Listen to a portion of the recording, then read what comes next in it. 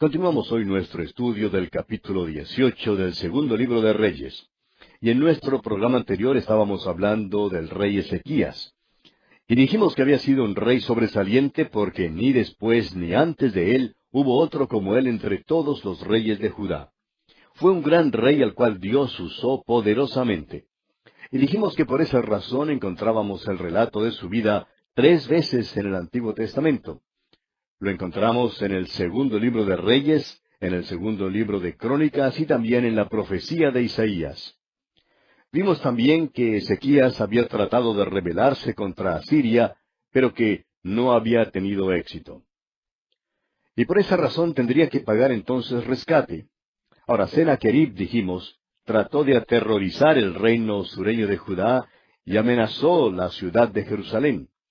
Y vimos cómo Ezequías entregó toda la plata que fue hallada en la casa de Jehová y en los tesoros de la casa real. También quitó el oro de las puertas del templo de Jehová y de los quiciales que él mismo había cubierto con oro, y lo entregó todo al rey de Asiria. Continuaremos hoy considerando la segunda invasión de Judá por Sennacherib. Leamos los versículos 17 al 21 de este capítulo 18 del segundo libro de los Reyes. Después el rey de Asiria envió contra el rey Ezequías al Tartán, al Rabsaris y al Rabsaces, con un gran ejército desde Laquis contra Jerusalén, y subieron y vinieron a Jerusalén. Y habiendo subido, vinieron y acamparon junto al acueducto del estanque de arriba, en el camino de la heredad del lavador. Llamaron luego al rey, y salió a ellos Eliaquim, hijo de Hilcías, mayordomo, y Sebna, escriba, y Joa, hijo de Asaph, canciller. Y les dijo el Rabsaces, decid ahora a Ezequías, así dice el gran rey de Asiria, ¿qué confianza es esta en que te apoyas? Dices, pero son palabras vacías, consejo tengo y fuerzas para la guerra, mas ¿en qué confías que te has rebelado contra mí? He aquí que confías en este báculo de caña cascada en Egipto, en el cual si alguno se apoyare, se le entrará por la mano y le traspasará. Tal es Faraón, rey de Egipto, para todos los que en él confían. Sennacherib trató de aterrorizar a Ezequías. Envió una delegación para que hablara con Ezequías. El rey, a su turno, envió oficiales al nivel de los delegados.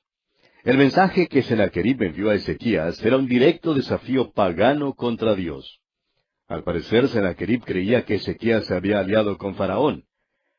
El Rabsaces le dijo que Judá se había equivocado al depender de Egipto para su ayuda.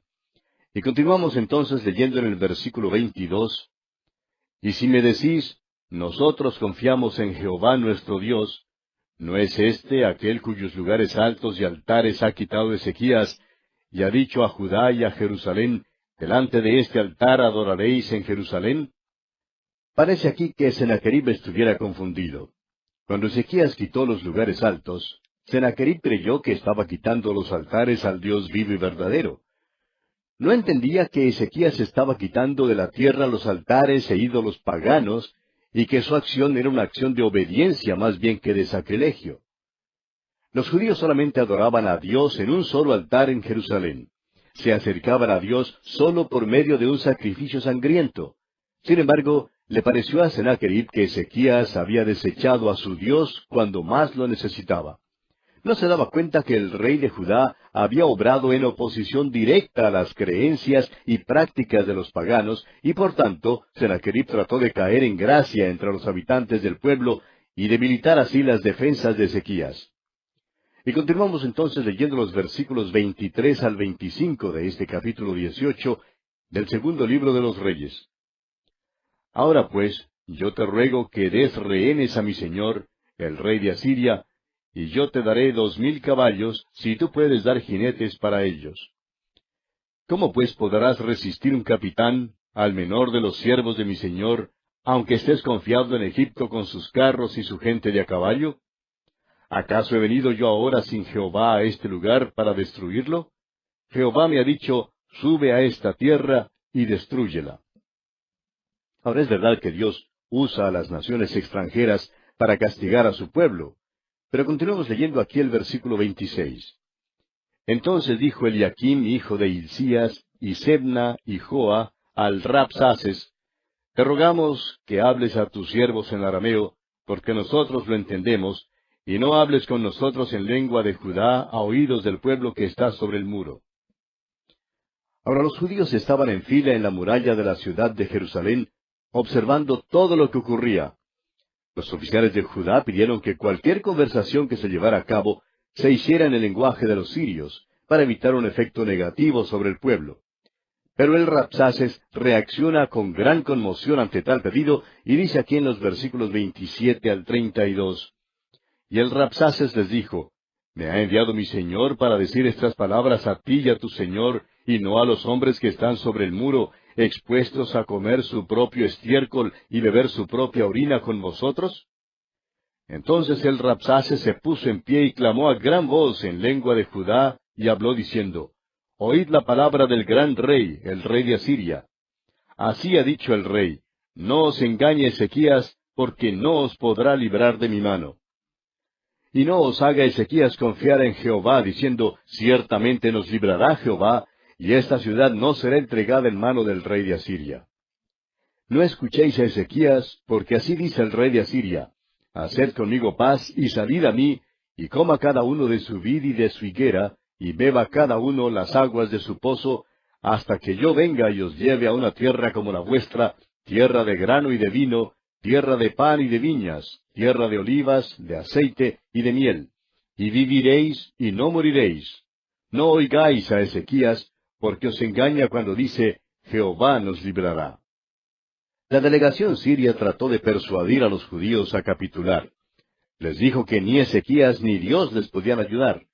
Les dijo que sus vidas se salvarían sólo mediante la capitulación y deportación. Y si rehusaban darse por vencidos, los judíos solamente serían sujetados a un largo plazo de hambre. La capitulación de los judíos, pues, mostraría el poder de Asiria. Y continúa el Rabsaces hablando aquí en los versículos 33 al 35 y dice, ¿Acaso alguno de los dioses de las naciones ha librado su tierra de la mano del rey de Asiria? ¿Dónde está el Dios de Amat y de Arfat? ¿Dónde está el Dios de Sepharvaim, de Ena y de Iva? ¿Pudieron éstos librar a Samaria de mi mano? ¿Qué Dios de todos los dioses de estas tierras ha librado su tierra de mi mano, para que Jehová libre de mi mano a Jerusalén? Estos versículos ciertamente muestran cuán ignorantes eran los asirios en cuanto al poder y propósito de sus conquistas anteriores. El Rabsaces entendió mal el hecho de que Dios muchas veces escoge a ciertas naciones para servidumbre, mientras escoge a otras para la liberación. Los asirios no creían que el Dios de Israel pudiera librar a su pueblo.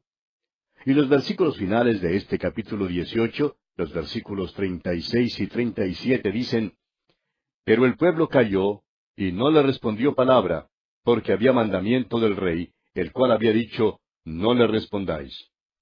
Entonces Eliaquim, hijo de Hilcías, mayordomo, y Sebna, escriba, y Joa, hijo de Asaph, canciller, vinieron a Ezequías, rasgados sus vestidos, y le contaron las palabras del Rabsaces. Esta porción pues concluye con el reportaje de los delegados del rey Ezequías sobre las negociaciones con los embajadores o delegados del emperador sirio. Ahora, en el capítulo 19 de este segundo libro de los Reyes, el rey Ezequías con gran congoja pide que Isaías ore por el pueblo de Israel ante la amenaza siria. Isaías, por su parte, les anima. Sennacherib envía una carta blasfema a Ezequías. Tenemos luego la oración de Ezequías, la profecía de Isaías contra Sennacherib, la muerte de los asirios por un ángel, y la muerte de Sennacherib por sus propios hijos. Ezequías llegó al trono en tiempos de gran aflicción, perturbación y perplejidad. El reino norteño había sido llevado cautivo por Asiria. Ahora el ejército asirio ha llegado a la misma entrada de Jerusalén. Esto era algo suficiente como para aterrorizar a Ezequías. Y más, el Rabsaces, embajador de guerra del rey de Asiria, se quedó fuera de la muralla, propalando toda suerte de vituperios e insultos. Se jactaba acerca de las terribles cosas que Asiria haría contra Jerusalén. Dice que el rey de Asiria tomaría a Jerusalén y que se llevaría cautivo al pueblo. Luego añade, vuestro Dios no os libertará. Y la razón que ofrece es que ninguno de los dioses de otras naciones los había salvado. El pobre Ezequías casi desfallece bajo todo esto. Ahora esto es natural porque Ezequías está apenas aprendiendo a acudir al Señor y a confiar en Él. Y vemos que primeramente acude al profeta Isaías. Leamos pues el primer versículo de este capítulo 19 del segundo libro de los Reyes. Cuando el rey Ezequías lo oyó, rasgó sus vestidos y se cubrió de cilicio y entró en la casa de Jehová. Ezequías se perturba ante toda la jactancia, el lenguaje arrogante y la amenaza de los asirios. Rasga sus vestidos, se cubre de cilicio y entra en la casa del Señor. Y ese es un buen lugar donde acudir cuando uno se encuentra en un estado de depresión mental. Este es el tiempo indicado para acudir a Dios. Y continuamos leyendo el versículo 2 donde dice, y envió a Eliaquim mayordomo, a Sebna escriba y a los ancianos de los sacerdotes, cubiertos de cilicio, al profeta Isaías, hijo de Amós. Nos preguntamos si usted, amigo oyente, no ha estado observando los tiempos en que vivimos. Creemos que la actitud de muchos es que estamos viviendo en una edad sumamente avanzada y humanitaria, y que ese pobre rey Ezequías era algún semipagano de los tiempos primitivos. Muchos vivimos en naciones que se creen cristianas. Sin embargo, amigo oyente, en medio de todos los agobiantes problemas que estamos afrontando, nos permitimos preguntar si usted ha oído que alguno de nuestros dirigentes políticos o de nuestros educadores u hombres militares haya acudido a Dios para la liberación. Las naciones acuden más bien a hombres que consideran peritos y atienden al hombre que tiene un cociente intelectual superior. Estiman que él es quien puede dar los mejores consejos. Y mientras tanto, amigo oyente, entramos más y más en la noche y nuestros problemas se siguen amontonando. Nuestras dificultades nos oprimen cada vez más. En ninguna parte, ni aun en la iglesia, se oye decir que haya alguien que acuda a Dios. Nuestra única esperanza, amigo oyente, es acudir a Dios en esta hora negra y amenazadora que confrontamos en la historia. Aún hoy, en nuestra condición triste, sin embargo, no hay indicios de ningún retorno a Dios. En lugar de acudir a Dios, siempre se dice, vamos a juntarnos, vamos a tratar un nuevo método, vamos a acudir a los peritos, vamos a considerar el problema desde un punto de vista diferente, vamos a acudir al psicólogo. Amigo oyente, todos los peritos nos han ayudado a avanzar aún más hacia la noche y nos hallamos en una gran encrucijada. Lo que necesitamos es la ayuda de Dios, amigo oyente. Nadie ha necesitado la ayuda y la protección de Dios como la necesitamos hoy en día. Gracias a Dios que Ezequías tuvo suficiente juicio como para acudir a Dios en su hora de necesidad. Prosigamos ahora leyendo los versículos 3 hasta el 5 de este capítulo 19 del segundo libro de Reyes. Para que le dijesen, así ha dicho Ezequías, este día es día de angustia, de reprensión y de blasfemia, porque los hijos están a punto de nacer, y la que da a luz no tiene fuerzas. Quizá oirá Jehová tu Dios todas las palabras del Rabsaces, a quien el rey de los asirios su señor ha enviado para blasfemar al Dios viviente, y para vituperar con palabras las cuales Jehová tu Dios ha oído. Por tanto, eleva oración por el remanente que aún queda. Vinieron pues los siervos del rey Ezequías a Isaías. Ezequías dijo, quizá oirá Jehová tu Dios todas las palabras del Rabsaces. Y quisiera que usted tome nota de que no dijo, nuestro Dios, sino, tu Dios. Pobre Ezequías, quizá era medio pagano, pero tenía suficiente juicio como para acudir a Dios en un tiempo de gran angustia como este. El hecho es que no tenía otra alternativa sino la de acudir directamente a Dios. E Isaías le respondió aquí en los versículos 6 y 7. E Isaías les respondió, así diréis a vuestro Señor, así ha dicho Jehová, no temas por las palabras que has oído, con las cuales me han blasfemado los siervos del rey de Asiria. He aquí pondré yo en él un espíritu, y oirá rumor, y volverá a su tierra, y haré que en su tierra caiga a espada. Esta profecía fue cumplida literalmente. Ahora, fíjese usted en el ánimo que Isaías le infunde al rey. Le dice, no te preocupes por este hombre. Él no entrará en tu ciudad. Es simplemente un hombre que describiríamos hoy en día como de mucho ruido y pocas nueces.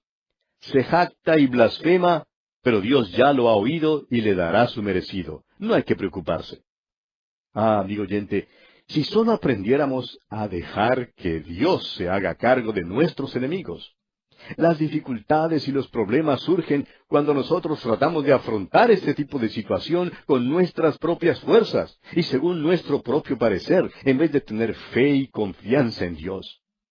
Si así obramos, Dios no obrará por nosotros, y el resultado será que saldremos defraudados. El Señor puede tratar a nuestros enemigos de una manera mucho mejor que lo que nosotros podemos, así como lo hizo aquí en este caso. Veamos ahora el desafío que Sennacherib hace a Dios. Veamos los versículos 8 hasta el 13 de este capítulo 19 del segundo libro de los Reyes. Y regresando el Rabsaces, halló al rey de Asiria combatiendo contra Limna, porque oyó que se había ido de Laquis. Y oyó decir que Tiraca, rey de Etiopía, había salido para hacerle guerra. Entonces volvió él y envió embajadores a Ezequías diciendo, Así diréis a Ezequías, rey de Judá, no te engañe tu Dios en quien tú confías para decir, Jerusalén no será entregada en manos del rey de Asiria. He aquí tú has oído lo que han hecho los reyes de Asiria a todas las tierras, destruyéndolas, ¿y escaparás tú? ¿Acaso libraron sus dioses a las naciones que mis padres destruyeron, esto es, Gozán, Harán, Resef, y los hijos de Edén que estaban en Telasar? ¿Dónde está el rey de Amad, el rey de Arfad, y el rey de la ciudad de Sepharvaim, de Ena y de Iva? Ahora nada le pasó inmediatamente a este rey de Asiria. El rey y su ejército regresaron y acamparon fuera de la ciudad de Jerusalén. Un mensaje fue enviado a Ezequías. Fue un mensaje perturbador porque contaba cómo el rey de Asiria había quitado todo obstáculo en su camino. ¿Cómo pensaba Ezequías que le sería posible escapar? Bueno, leamos el versículo 14. Y tomó Ezequías las cartas de mano de los embajadores, y después que las hubo leído, subió a la casa de Jehová y las extendió Ezequías delante de Jehová. Amigo oyente, lo que más necesitamos es extender nuestros problemas delante del Señor, así como lo hizo Ezequías. Desde el día en que empezamos a transmitir este programa a través de la Biblia, hemos recibido muchas cartas realmente maravillosas. Recibimos otras cartas también que no son tan maravillosas, y hemos aprendido hace mucho tiempo a extenderlas delante del Señor y a dejar que Él resuelva los problemas, porque nosotros no podemos. Él es especialista en esto. Ezequías, pues, hizo lo sabio cuando extendió las cartas delante de Dios. Y proseguimos leyendo los versículos 15 al 19 de este capítulo 19 del segundo libro de los Reyes. Y oró Ezequías delante de Jehová diciendo, Jehová, Dios de Israel, que moras entre los querubines, solo tú eres Dios de todos los reinos de la tierra. Tú hiciste el cielo y la tierra. Inclina, oh Jehová, tu oído y oye. Abre, oh Jehová, tus ojos y mira, y oye las palabras de Sennacherib, que ha enviado a blasfemar al Dios viviente.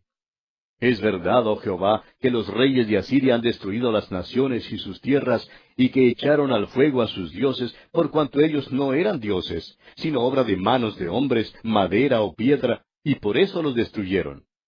Ahora pues, oh Jehová, Dios nuestro, sálvanos, te ruego, de su mano, para que sepan todos los reinos de la tierra que sólo tú, Jehová, eres Dios.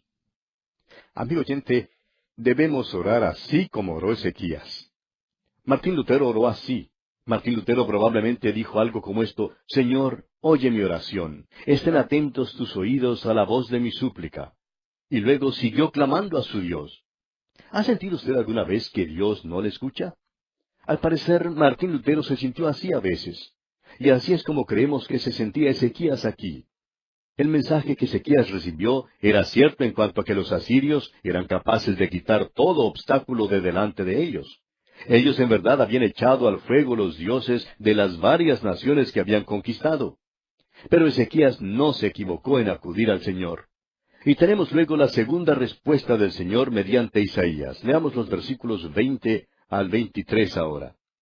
Entonces Isaías hijo de Amós, envió a decir a Ezequías: Así ha dicho Jehová, Dios de Israel: Lo que me pediste acerca de Sennacherib, rey de Asiria, he oído. Esta es la palabra que Jehová ha pronunciado acerca de él. La virgen hija de Sión te menosprecia, te escarnece, detrás de ti mueve su cabeza la hija de Jerusalén. ¿A quién has vituperado y blasfemado? ¿Y contra quién has alzado la voz y levantado en alto tus ojos? Contra el Santo de Israel.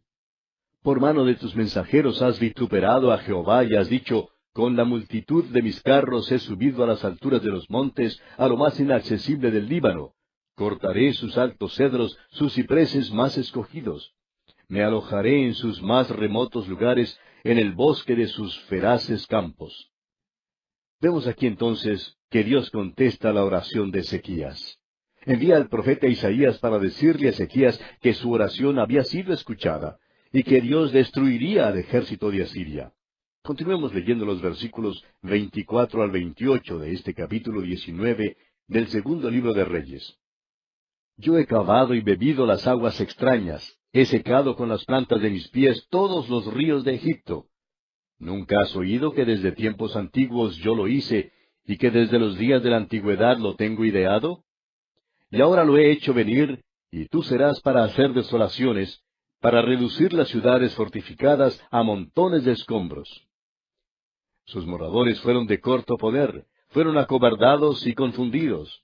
Vinieron a ser como la hierba del campo, y como hortaliza verde, como heno de los terrados, marchitado antes de su madurez. He conocido tu situación, tu salida y tu entrada, y tu furor contra mí. Por cuanto te has airado contra mí, por cuanto tu arrogancia ha subido a mis oídos, yo pondré mi garfio en tu nariz y mi freno en tus labios, y te haré volver por el camino por donde viniste. O sea que Dios le dijo a Asiria: Tú has entrado en mi tierra y te has jactado. Pondré entonces mi garfio en tu quijada y te sacaré de la tierra. Te daré una zurra y te mandaré a casa.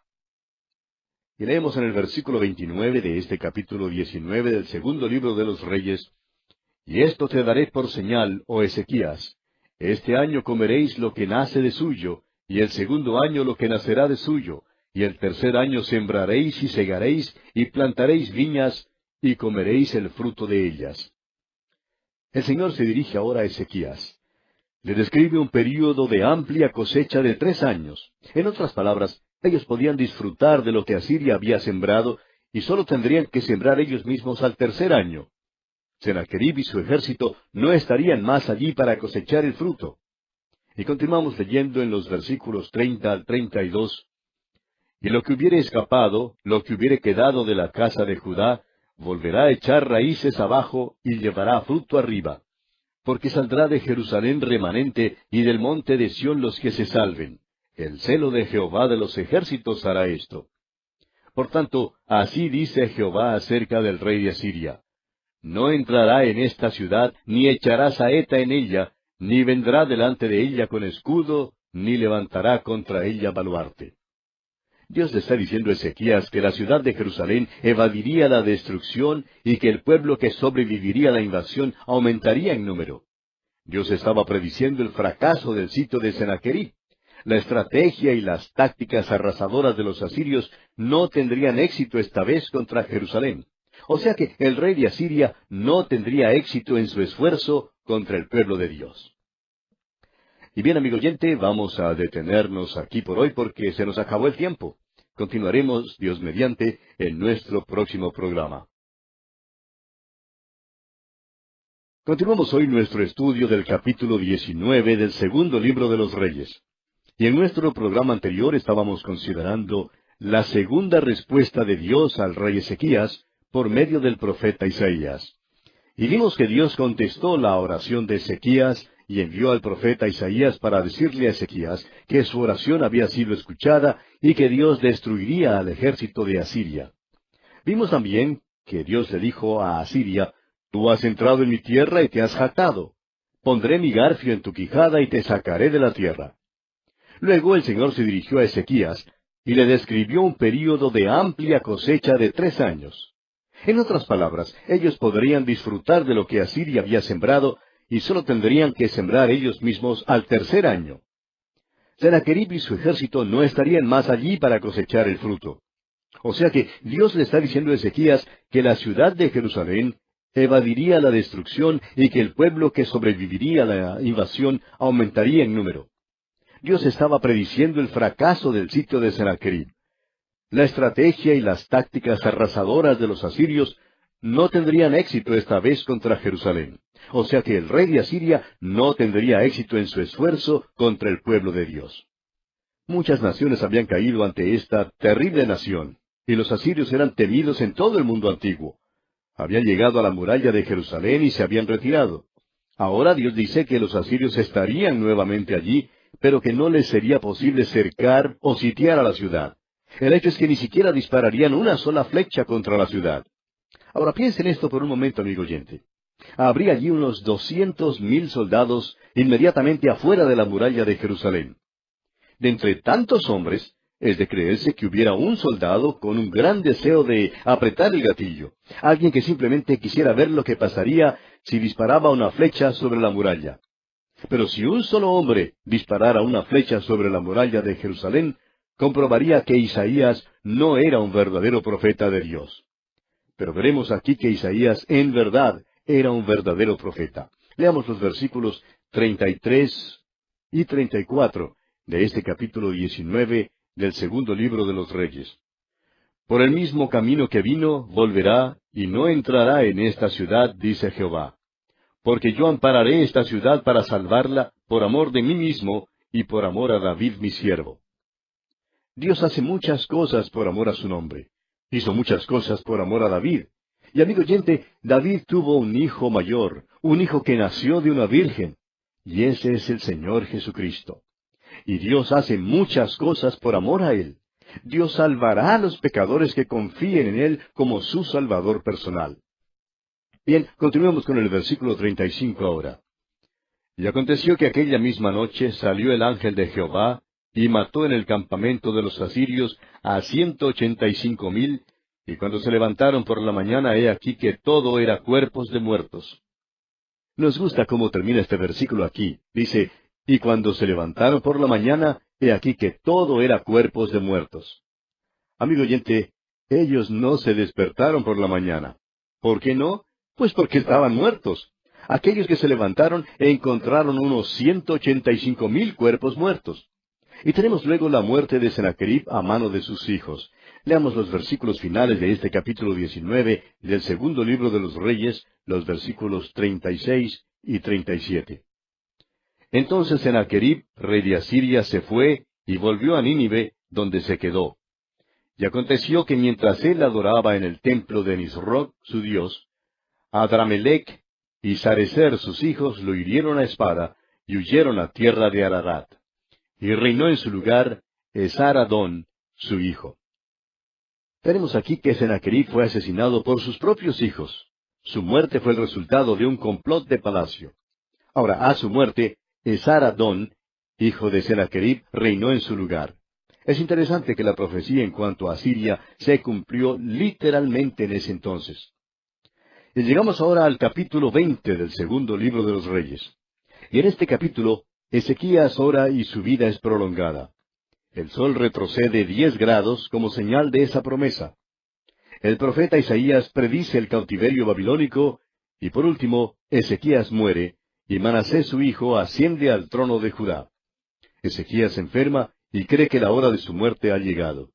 Ora que el Señor le sane y Dios oye su oración. Ahora creemos que este es un caso aquí que quizá hubiera sido mejor haber muerto al tiempo señalado. Pues veremos que, después de su mejoría, Ezequías comete 3 hechos insensatos, y son los siguientes. Primero, permite que los embajadores de Babilonia vean todos sus tesoros. En segundo lugar, engendra a Manasés, quien llegó a ser el peor de todos los reyes. Y en tercer lugar, el corazón de Ezequías se llena de soberbia. Ahora, la historia en esta sección tiene importancia, y esto es evidente por el solo hecho de ser relatada 3 veces en la palabra de Dios. La tenemos aquí en el segundo libro de los Reyes, en el segundo libro de Crónicas y también en el libro del profeta Isaías. Comencemos pues considerando la enfermedad de Ezequías y su sanidad. Este capítulo 20 del segundo libro de los Reyes resalta el hecho de que Dios sí puede sanar al enfermo. Ahora no estaremos contemplando en nuestro estudio de este capítulo una sanidad fanática, sino una sanidad divina. Dios sanó a Ezequías, y amigo oyente, Dios sana de la misma manera en el día de hoy. Ezequías, como hemos visto, era un rey sobresaliente. No hubo ninguno como él después de David. Ninguno podría compararse con él. Hizo lo recto ante los ojos del Señor conforme a todo lo que David su padre hizo. Ese es el testimonio que tenemos en cuanto a él. Comencemos pues leyendo el primer versículo de este capítulo 20 del segundo libro de los Reyes. En aquellos días, Ezequías cayó enfermo de muerte. Y vino a él el profeta Isaías, hijo de Amós, y le dijo, Jehová dice así, ordena tu casa, porque morirás y no vivirás. Como ya hemos dicho, esta enfermedad de Ezequías se relata 3 veces en las Escrituras. La tenemos aquí en este capítulo 20 del segundo libro de los Reyes. También en el capítulo 32 del segundo libro de Crónicas, y finalmente en el capítulo 38 de la profecía de Isaías. Ahora, cada relato nos proporciona un detalle adicional que el otro no da. Creemos que fue una tarea difícil para Isaías entregarle una sentencia de muerte al rey Ezequías. De cualquier modo, amigo oyente, no importa quién sea usted, es difícil recibir las noticias de que va a morir, ¿no le parece? Ezequías, pues, no quería morir. Tampoco yo quiero morir. Y supongo que usted tampoco quiera morir. La muerte constituye noticia desalentadora. La sentencia de muerte está sobre cada uno de nosotros, aunque no sabemos el día ni la hora. El escritor a los Hebreos dice allá en el capítulo 9 de su carta, versículo 27, y de la manera que está establecido para los hombres que mueran una sola vez, y después de esto, el juicio. Esta es una cita divina. Aun si cada uno de nosotros supiéramos el momento exacto en que íbamos a morir, no cambiaríamos nuestro modo de vivir. Aún muchos hermanos dicen, bueno, la muerte es algo que viene por allá en el futuro. No me preocupo ahora por ella. Bueno, es verdad que no debemos preocuparnos por ella, pero sí debemos vivir sabiendo que ese será el fin definido. Hace algún tiempo se presentó el caso en que un médico le informó a un joven pastor que había desempeñado su pastorado en forma muy loable, que tenía cáncer y que sus días estaban contados. El hecho es que su caso era la reaparición del cáncer que antes había sido curado. El pastor decidió enviar una carta a algunos de sus amigos, en la que escribió, entre otras cosas, lo siguiente. En estos últimos pocos días, he descubierto que cuando un cristiano de repente es confrontado con la sentencia de muerte, ciertamente empieza a evaluar en forma más real las cosas materiales, como por ejemplo, mi equipo de pescar, mis libros, el huerto. Ninguno de estos tienen tanto valor como lo tenían hace una semana.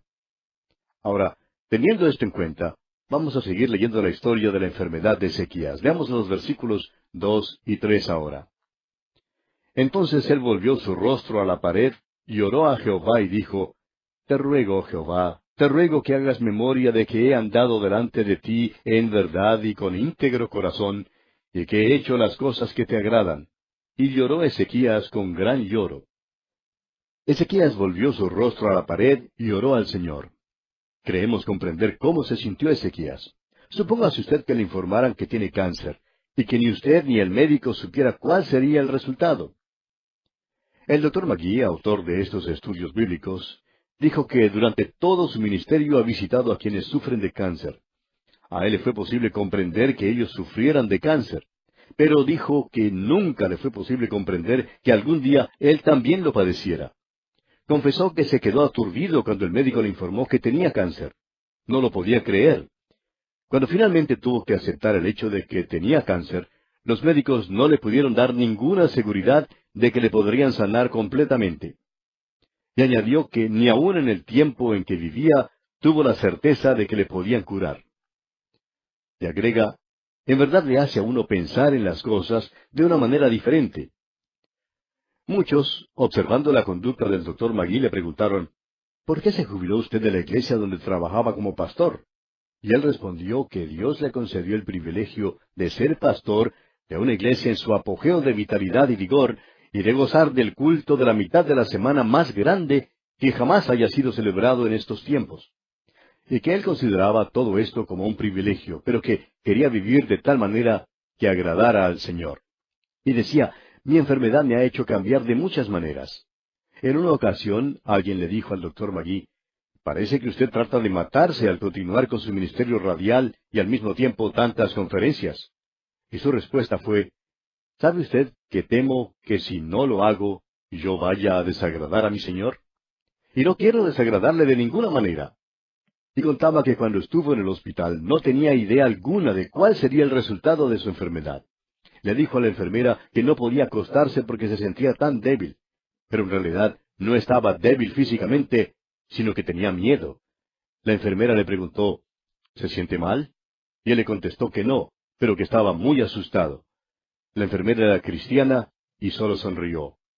Cuando por fin se acostó en la cama, dice él que volvió su rostro a la pared, así como lo hizo Ezequías, y oró a Dios, y le dijo que no quería morirse. Y desde ese día en el hospital, cuando volvió su rostro hacia la pared, ha tratado de hacer todo lo que había sido posible para el Señor. Fue en ese entonces cuando le prometió al Señor que si le sanaba, Él enseñaría su palabra a donde quiera que fuera. Y eso es lo que ha tratado de hacer. Dijo él, no quiero desilusionar a mi Señor, porque no quiero que diga, bueno, amigo, tengo que llamarte a casa porque no estás ocupándote en lo que dijiste que ibas a hacer. Cuando uno se encuentra en una posición como esa, amigo oyente, tiene una perspectiva algo diferente de lo que tenía antes. Ahora hemos mencionado todo esto, amigo oyente, porque deseamos aclarar de una vez por todas que sí creemos firmemente y de todo corazón en la sanidad de fe. Creemos que Dios puede sanar hoy en día, pero no creemos en los sanadores de fe.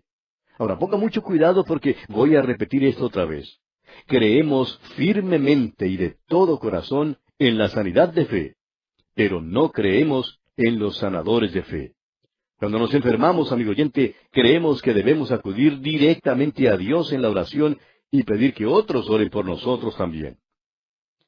Bien, permítanos ahora continuar con esta porción de las Escrituras. En el versículo 3 de este capítulo 20 del segundo libro de los Reyes, el rey Ezequías mencionó su perfecto corazón y sus buenas obras. Ahora no me sería posible decir lo mismo en cuanto a mí, pero a Ezequías creemos que le fue muy posible decirlo, pues en verdad él había caminado bien ante los ojos del Señor. Ahora observe usted lo que Dios hace aquí. Veamos los versículos 4 hasta el 6 ahora. Y antes que Isaías saliese hasta la mitad del patio, vino palabra de Jehová a Isaías diciendo, vuelve y di a Ezequías, príncipe de mi pueblo, así dice Jehová el Dios de David tu padre, yo he oído tu oración, y he visto tus lágrimas, he aquí que yo te sano, al tercer día subirás a la casa de Jehová.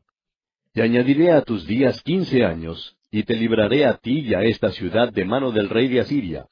Y ampararé esta ciudad por amor a mí mismo, y por amor a David mi siervo. El Señor había visto las lágrimas de Ezequías, y estamos seguros que Él ha visto las lágrimas suyas y las lágrimas mías, amigo oyente. Ezequías había recibido la noticia de que iba a morir. Era un tiempo para llorar. Sin embargo, el Señor le informó al rey que sería sanado y que su vida sería prolongada durante unos 15 años más. Leamos ahora el versículo 7. Y dijo Isaías, tomad masa de higos, y tomándola, la pusieron sobre la llaga, y sanó. Dios usó medios naturales para sanar a Ezequías, pero también usa medios sobrenaturales para sanar. El apóstol Santiago dice allá en el capítulo 5 de su epístola, versículos 13 al 15, ¿está alguno entre vosotros afligido? Haga oración. ¿Está alguno alegre? Cante alabanzas. ¿Está alguno enfermo entre vosotros? Llame a los ancianos de la iglesia y oren por él, ungiéndole con aceite en el nombre del Señor. Y la oración de fe salvará al enfermo, y el Señor lo levantará, y si hubiere cometido pecados, le serán perdonados. Ahora, hay dos maneras en que una persona puede ser ungida con aceite. Una es ceremonial y la otra es medicinal. Parece que muchos no lo comprenden, pero creemos que el apóstol Santiago está hablando aquí acerca de la unción medicinal. Creemos que Dios está diciendo mediante el apóstol Santiago que el médico debe ser llamado, pero que los diáconos de la iglesia también deben ser llamados para que puedan orar y que aquella oración levantará al enfermo. En el caso de Ezequías, pusieron una masa de higos sobre la llaga. Creemos que el rey sufrió lo que nosotros hoy en día llamamos cáncer.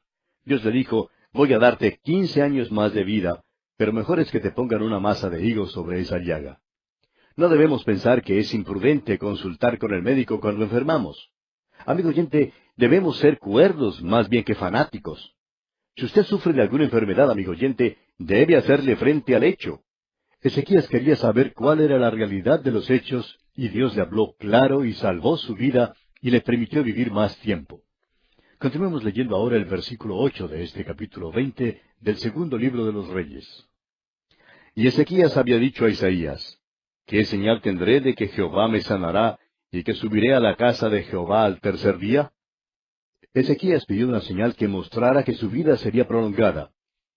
Volviendo ahora al caso del Dr. Magee, él dijo que el Señor no le había dado ninguna señal que su vida sería prolongada. Él estaba desarrollando un estudio a través de la Biblia en 2 años y medio, y le pidió al Señor que le dejara terminar ese estudio, y dice que el Señor le permitió terminarlo. Luego comenzó un estudio de 5 años, y pidió al Señor que le permitiera también terminar ese estudio. Un amigo le dijo en cierta ocasión, cuando termine este estudio de 5 años, ¿por qué no comienza un estudio de 10 años?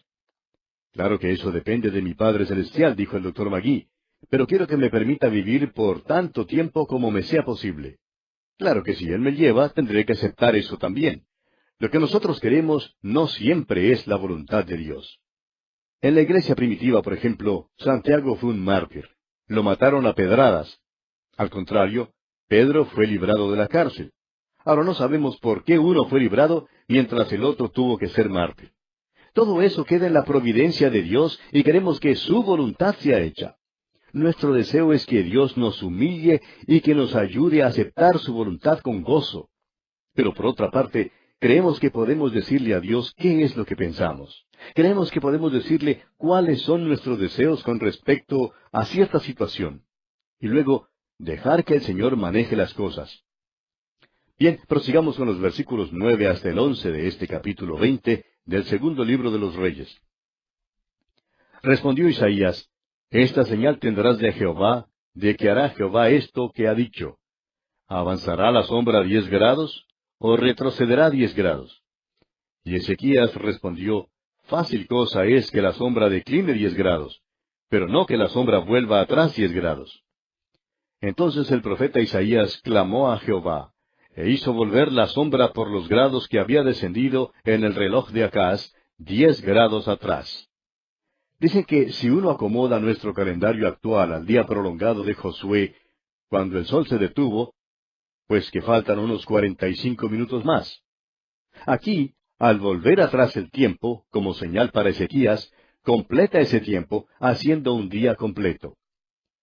Para decir verdad, amigo oyente, el Señor simplemente reajustó su reloj y le dio esto como señal a Ezequías. Ahora, después de su sanidad, Ezequías cometió 3 hechos insensatos. En primer lugar, mostró sus riquezas y sus defensas a los embajadores de Babilonia. Leamos los versículos 12 y 13 de este capítulo 20 del segundo libro de los Reyes. En aquel tiempo, Merodach-Baladán, hijo de Baladán, rey de Babilonia, envió mensajeros con cartas y presentes a Ezequías, porque había oído que Ezequías había caído enfermo. Y Ezequías los oyó y les mostró toda la casa de sus tesoros, plata, oro y especias, y ungüentos preciosos, y la casa de sus armas, y todo lo que había en sus tesoros. Ninguna cosa quedó que Ezequías no les mostrase, así en su casa como en todos sus dominios. Ahora este fue un gesto amable. La realeza de Babilonia envió a Ezequías un regalo y un mensaje deseándole que se mejorara. Luego, Ezequías hizo una cosa insensata. Dejó que los embajadores de Babilonia vieran todos los tesoros que Salomón había reunido. Las riquezas del mundo estaban allí. Por lo común no se sabía dónde se guardaban estas riquezas, pero Ezequías fue magnánimo. Babilonia le había enviado una tarjeta deseándole que se mejorara, y por esa razón decidió mostrar los tesoros a estos embajadores babilónicos. Pero Dios no se agradó de este acto insensato de Ezequías, y veamos lo que dice aquí en los versículos 14 al 17.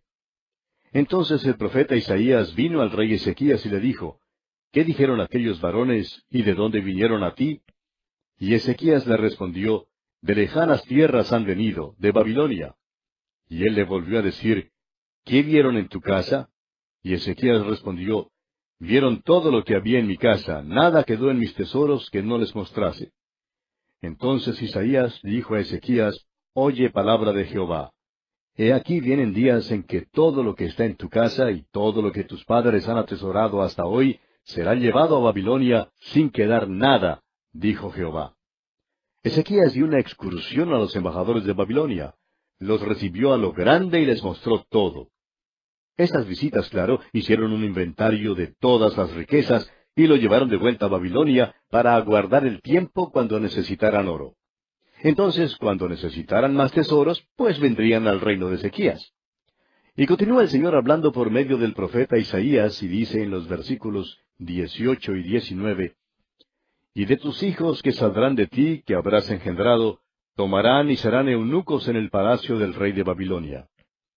Entonces Ezequías dijo a Isaías, la palabra de Jehová que has hablado es buena.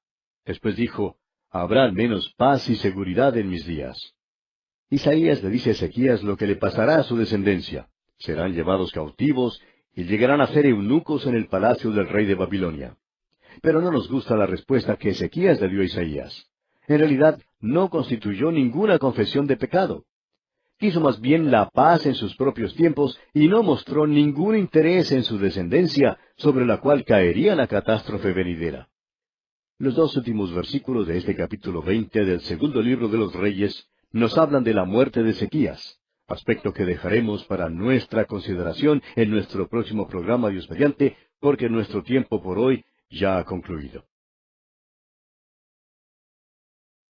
Al continuar hoy nuestro estudio del capítulo 20 de este segundo libro de los Reyes, vamos a considerar la muerte de Ezequías. Estamos ya al final de este capítulo y vamos a comenzar hoy leyendo los versículos 20 y 21. Los demás hechos de Ezequías y todo su poderío, y cómo hizo el estanque y el conducto y metió las aguas en la ciudad, ¿no está escrito en el libro de las crónicas de los reyes de Judá?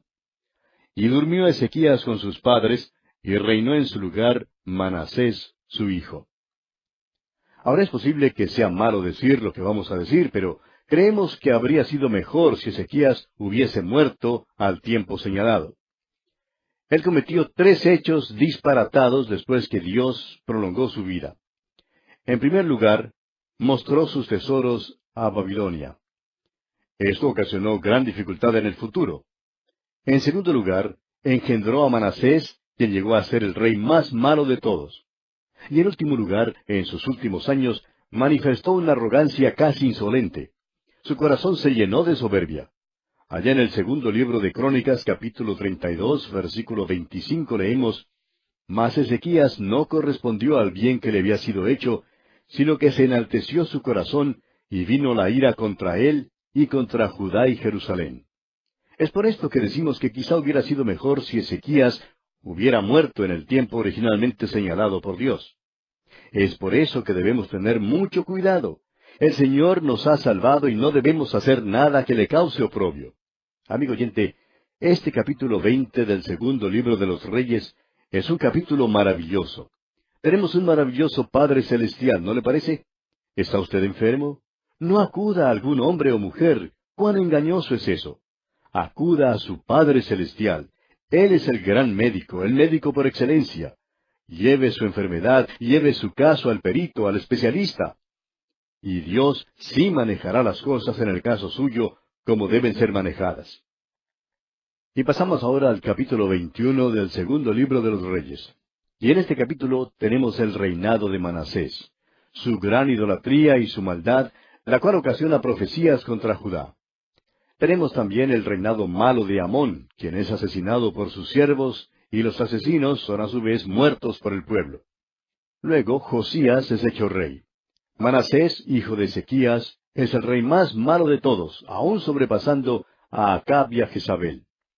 Ahora, siendo que Manasés tenía 12 años cuando comenzó a reinar, y Ezequías reinó por 14 años después de ser sanado de su enfermedad, sabemos entonces que Manasés nació después de la mejoría de Ezequías. Amón sucede a Manasés en el trono y es tan malo como lo fue su padre. sus siervos conspiraron contra él y le dieron muerte en su propia casa. Luego Josías su hijo asciende al trono de Judá. El capítulo 21 nos viene como un chasco después del capítulo 20. Sin embargo, hay un gran mensaje aquí para nosotros, amigo oyente. Ezequías fue el mejor rey desde David. No hubo ninguno que pudiera compararse con él. Y era semejante a David también de otras maneras. Ninguno de estos dos hombres fue un buen padre. Ezequías engendró a un hijo que fue el rey más malo que jamás reinara en el reino sureño. A la verdad, le angustia a uno leer acerca de Manasés, hijo de Ezequías, sabiendo así como salió. Ahora no podemos confirmar la declaración que vamos a hacer, pero creemos que la gloria Shekinah, la que Ezequiel vio en una visión, partió durante el reinado de Manasés. Al parecer, la gloria Shekinah estuvo presente durante el principio del reinado de Manasés. Y no vemos ningún evento después de su reinado que hubiera causado la partida de la presencia visible de Dios. Cuando la presencia de Dios se apartó del templo, éste llegó a ser un lugar desolado. Así como nuestro Señor lo dijo en sus tiempos, el templo fue dejado desierto por Dios. El Señor Jesucristo dijo allá en el Evangelio según San Mateo, capítulo 23, versículo 38, He aquí vuestra casa os es dejada desierta. Ahora esta es nuestra propia especulación y nuestra propia opinión, pero creemos que la gloria de Dios se apartó durante el reinado de este pícaro Manasés. Bien, comencemos entonces leyendo el primer versículo de este capítulo 21 del segundo libro de los Reyes. De 12 años era Manasés cuando comenzó a reinar, y reinó en Jerusalén 55 años. El nombre de su madre fue Hepsiba. Manasés empezó su reinado siendo un niño de 12 años, y era pícaro. Ahora alguien dirá, es joven y ya le pasará con la edad. Bueno, no le pasó con la edad, amigo oyente. El hecho es que fue de mal en peor. Reinó por 55 años, y Dios le dio muchas oportunidades para cambiar sus caminos. Dios, amigo oyente, siempre es paciente. Dios no quiere que ninguno perezca. Ahora notamos aquí que el nombre de la madre de Manasés se menciona. Se llamaba Hepsiba. Y ella tendrá que aceptar la responsabilidad por el comportamiento de su hijo. Si hay alguna gloria, ella recibirá esa gloria también. Puede haber sido una maravillosa madre, eso no lo sabemos. No sabemos cómo es que Hepsiba crió a este muchacho, pero el hecho es que Manasés fue un pícaro. Leamos ahora el versículo 2. E hizo lo malo ante los ojos de Jehová, según las abominaciones de las naciones que Jehová había echado de delante de los hijos de Israel. Manasés fue tan malo como cualquier pagano que Dios expulsó de la tierra, cuando trajo a esa tierra a su pueblo. Y continuamos leyendo el versículo 3. Porque volvió a edificar los lugares altos que Ezequías su padre había derribado, y levantó altares a Baal, e hizo una imagen de acera, como había hecho Acab, rey de Israel, y adoró a todo el ejército de los cielos, y rindió culto a aquellas cosas. Ahora Ezequías había destruido los lugares altos de adoración. Todo su trabajo se frustró porque ahora Manasés volvió a erigir esos altares a Baal. Manasés adoraba a todo el ejército de los cielos y lo servía. Y eso quiere decir que adoraba al sol, la luna, las estrellas y todo el ejército de los cielos. Esta adoración tenía mucho en común con la adoración pagana, más tarde, de los dioses griegos como Apolo y Diana y muchos otros. Ahora alguien dirá, pero vivimos en unos tiempos muy distintos. La verdad es que no vivimos en tiempos muy diferentes, amigo oyente. Se puede entrar en casi cualquier tienda hoy en día para comprar un paquetito cuyo contenido puede informarle bajo cuál estrella nació usted y todo en cuanto a usted mismo. Hay muchos que hoy en día todavía adoran al ejército de los cielos. Pero debemos recordar que hoy en día, tal como entonces, todo esto es abominación contra Dios y su Hijo Jesucristo. Bien, continuemos ahora con los versículos 4 hasta el 8. Asimismo edificó altares en la casa de Jehová, de la cual Jehová había dicho, Yo pondré mi nombre en Jerusalén. Y edificó altares para todo el ejército de los cielos en los dos atrios de la casa de Jehová. Y pasó a su hijo por fuego, y se dio a observar los tiempos, y fue agorero, e instituyó encantadores y adivinos, multiplicando así el hacer lo malo ante los ojos de Jehová, para provocarlo a ira. Y puso una imagen de acera que él había hecho en la casa de la cual Jehová había dicho a David y a Salomón su hijo, yo pondré mi nombre para siempre en esta casa y en Jerusalén, a la cual escogí de todas las tribus de Israel. Y no volveré a hacer que el pie de Israel sea movido de la tierra que di a sus padres, con tal que guarden y hagan conforme a todas las cosas que yo les he mandado, y conforme a toda la ley que mi siervo Moisés les mandó. Manasés desafió al Dios Todopoderoso. Edificó altares paganos en la misma ciudad de la cual Dios había dicho, yo pondré mi nombre aquí, y no quiero que edifiquen aquí otros templos paganos. Y claro que Jerusalén era esa ciudad. Y no solo eso, no solo edificó altares paganos en la ciudad, sino que los edificó hasta en el mismo templo. Aún hizo que sus propios hijos pasaran por el fuego. Esto quiere decir que reavivó el sacrificio humano en aquel entonces. Tenía la costumbre de calentar al rojo vivo una imagen y luego meter en ella a un bebé. Lo que hacían, pues, era nada menos que satánico. Ahora esta gente no lo sabía, pero se estaban preparando para viajar. Dios los había puesto en aquella tierra prometida y había prometido guardarlos allí con tal que le obedecieran. Pero no obedecieron y por tanto veremos que muy pronto serán llevados cautivos a Babilonia. Continuemos ahora leyendo el versículo 9 de este capítulo 21 del segundo libro de los Reyes.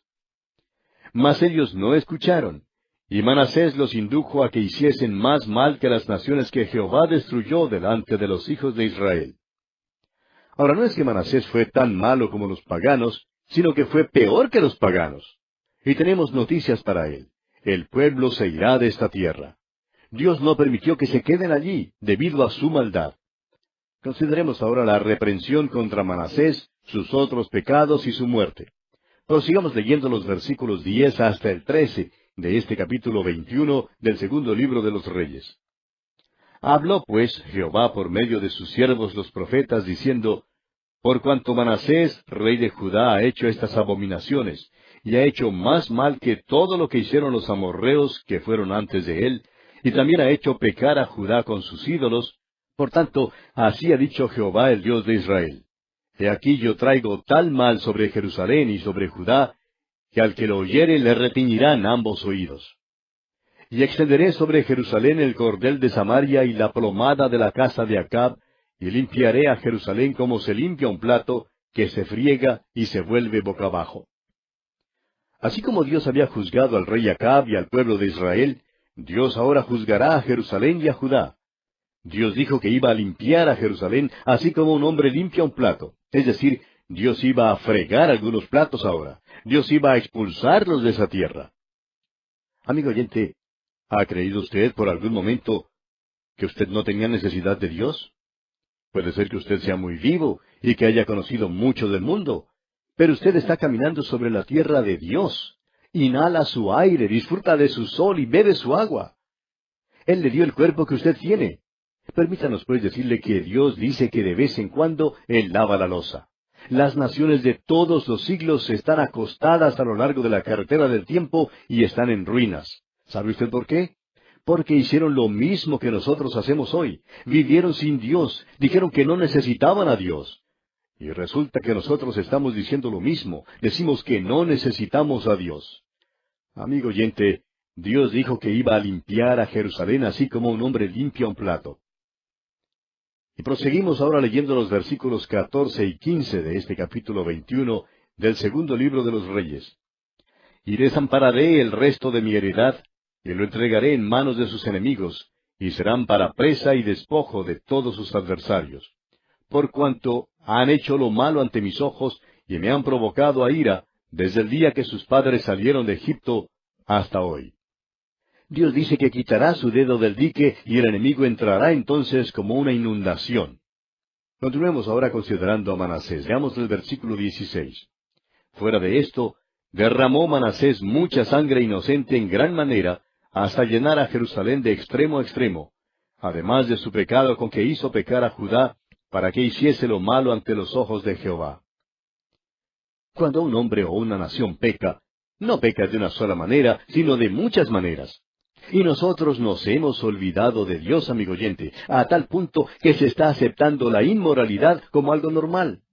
Hay desorden, hay asesinato. Algunas compañías se están mudando de las ciudades más grandes para tratar de escapar del desorden. Pues bien, amigo oyente, no se puede huir de eso hasta cuando el pueblo se vuelva a Dios. Ese es el primer paso. Manasés fue culpable de homicidio, hizo lo malo ante los ojos de Jehová. Y continuamos leyendo ahora los versículos 17 y 18. Los demás hechos de Manasés y todo lo que hizo, y el pecado que cometió, ¿no está todo escrito en el libro de las crónicas de los reyes de Judá?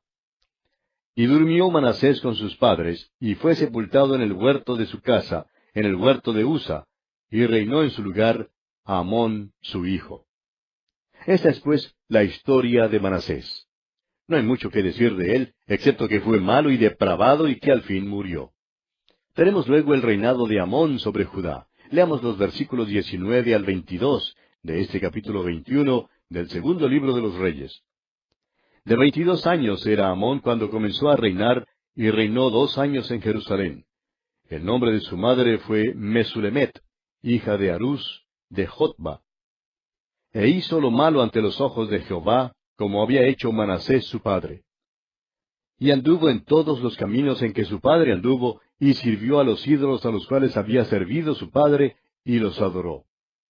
Y dejó a Jehová el Dios de sus padres, y no anduvo en el camino de Jehová. Amón siguió el ejemplo de su padre. Hizo lo malo ante los ojos del Señor, desechó al Señor. Por eso, el Señor también lo desechó a él. Tenemos luego la muerte de Amón. Leamos los versículos 23 al 26. Y los siervos de Amón conspiraron contra él, y mataron al rey en su casa. Entonces el pueblo de la tierra mató a todos los que habían conspirado contra el rey Amón, y puso el pueblo de la tierra por rey en su lugar a Josías, su hijo. Los demás hechos de Amón, ¿no están todos escritos en el libro de las crónicas de los reyes de Judá? Y fue sepultado en su sepulcro en el huerto de Usa, y reinó en su lugar Josías, su hijo. La maldad de Amón condujo a una revolución. Hoy en día parece que en el mundo entero estamos en camino a una revolución. Es una lástima que nuestros líderes parezcan tener interés solamente en ser elegidos. Parece que están dispuestos a vender a su país para poder lograr sus deseos. Vivimos en tiempos peligrosos, amigo oyente. Ahora esta sección nos conduce al último de los grandes reyes. Uno de los avivamientos más grandes ocurrió durante su reinado. Llegamos pues al capítulo 22 del segundo libro de los Reyes. En este capítulo tenemos el buen reinado de Josías, quien se ocupa en reparar el templo. Hilcías halla un libro de la ley, y por último tenemos la profecía de Hulda. En los capítulos 22 y 23 veremos que Josías empieza a reinar cuando tiene 8 años, y reina por 31 años. Es uno de los mejores reyes entre los que reinaron después de Salomón. Un gran avivamiento llega a la nación. Hilcías, el sumo sacerdote, es su consejero y ayudante. Tenemos luego los 7 pasos del avivamiento, que son, en primer lugar, el templo es reparado. En segundo lugar, hay un regreso a la palabra de Dios. En tercer lugar, el pueblo es convencido de su pecado. En cuarto lugar, hay una extirpación de la idolatría. Quinto, hay asimismo una extirpación de la inmoralidad. En sexto lugar, se reinstaura la celebración de la Pascua. Y en séptimo lugar, hay más reformación. Al finalizar esta sección en el capítulo 23, veremos que Josías es muerto por Faraón Necao, rey de Egipto. Joacás, hijo de Josías, reina por 2 meses, y luego el rey de Egipto hace rey a Eliaquín, otro hijo de Josías, y cambia su nombre por el de Joacim. Pero Joacim hace lo malo. Comencemos pues leyendo el versículo 1 de este capítulo 22 del segundo libro de los Reyes. Cuando Josías comenzó a reinar era de 8 años, y reinó en Jerusalén 31 años. El nombre de su madre fue Jedida, hija de Adaía, de Boscat. Sin duda que usted ha notado que algunos de estos reyes eran muy jóvenes cuando empezaron a reinar. Y dice el versículo 2, E hizo lo recto ante los ojos de Jehová, y anduvo en todo el camino de David su padre, sin apartarse a derecha ni a izquierda. Ahora el sol ha salido nuevamente. La luz brilla una vez más en esa tierra. Josías ha llegado al trono. Este rey dirigió un movimiento que resultó en el avivamiento más grande que este pueblo jamás experimentara después de los días de David y Salomón. Ahora Josías es rey sobre el reino de Judá en el sur. Usted recordará que el reino del norte ya había sido llevado al cautiverio. Fueron llevados cautivos durante el reinado de Ezequías en el sur, quien fue otro rey benigno y sobresaliente. Luego Manasés y Amón, ambos reyes malvados, llegaron al trono de Judá. Ahora Josías está en el trono, y leemos que reinó por 31 años y fue buen rey. Durante su reinado, Nahum, Habacuc, Sofonías y Jeremías sirvieron como profetas. Ahora pensamos en sacar de esta porción algunos pasajes que indican la manera en que Josías reinó y cómo vino el avivamiento. Es nuestra firme convicción hoy que lo único que puede salvar a la humanidad es la pronta venida de Cristo o un reavivamiento. Habrá entonces o reavivamiento o revolución. Hay corrupción en los gobiernos en todos los niveles. Hay corrupción en todas las organizaciones. La inmoralidad y el desorden abundan. Prevalecen el sexo, el licor, las drogas, revistas asquerosas, películas obscenas, escándalos y motines. La humanidad se revuelca como cerdo en una pocilga. Somos como el hijo pródigo en una provincia apartada que se encontró en el chiquero con los cerdos. Tenemos pues que escoger entre reavivamiento o la revolución. Los partidos políticos están dispuestos a vender la primogenitura de sus países para poder quedarse en el poder. La Iglesia, por su parte, hoy en día está bajo la plaga de la apostasía. El liberalismo tiene un lugar de predominio en la Iglesia organizada. Hay muchos que niegan en forma descarada la palabra de Dios, aun en los llamados círculos evangélicos. La palabra de Dios ha sido perdida en la Iglesia. Algunos ateos se encuentran hasta en los púlpitos. Lo primero que tenemos que reconocer, amigo oyente, es que el reavivamiento es personal e individual. No creemos que el reavivamiento empiece como un movimiento en masa. No creemos que haya comenzado así en el pasado. Lo que necesitamos hoy, amigo oyente, no es que los políticos llamen aviesos a otros políticos. Lo que necesitamos es que un político diga, me he equivocado, pienso volverme a Dios ahora. Luego necesitamos otros políticos que sigan ese ejemplo. Sería extraño y tememos que hasta asustaría a nuestras naciones. Pero eso es lo que necesitamos, amigo oyente. Necesitamos hombres en nuestros países que digan como el salmista, pronto está mi corazón, oh Dios, mi corazón está dispuesto. Bien, continuemos ahora con el capítulo 22 del segundo libro de los Reyes y leamos los versículos 3 hasta el 6.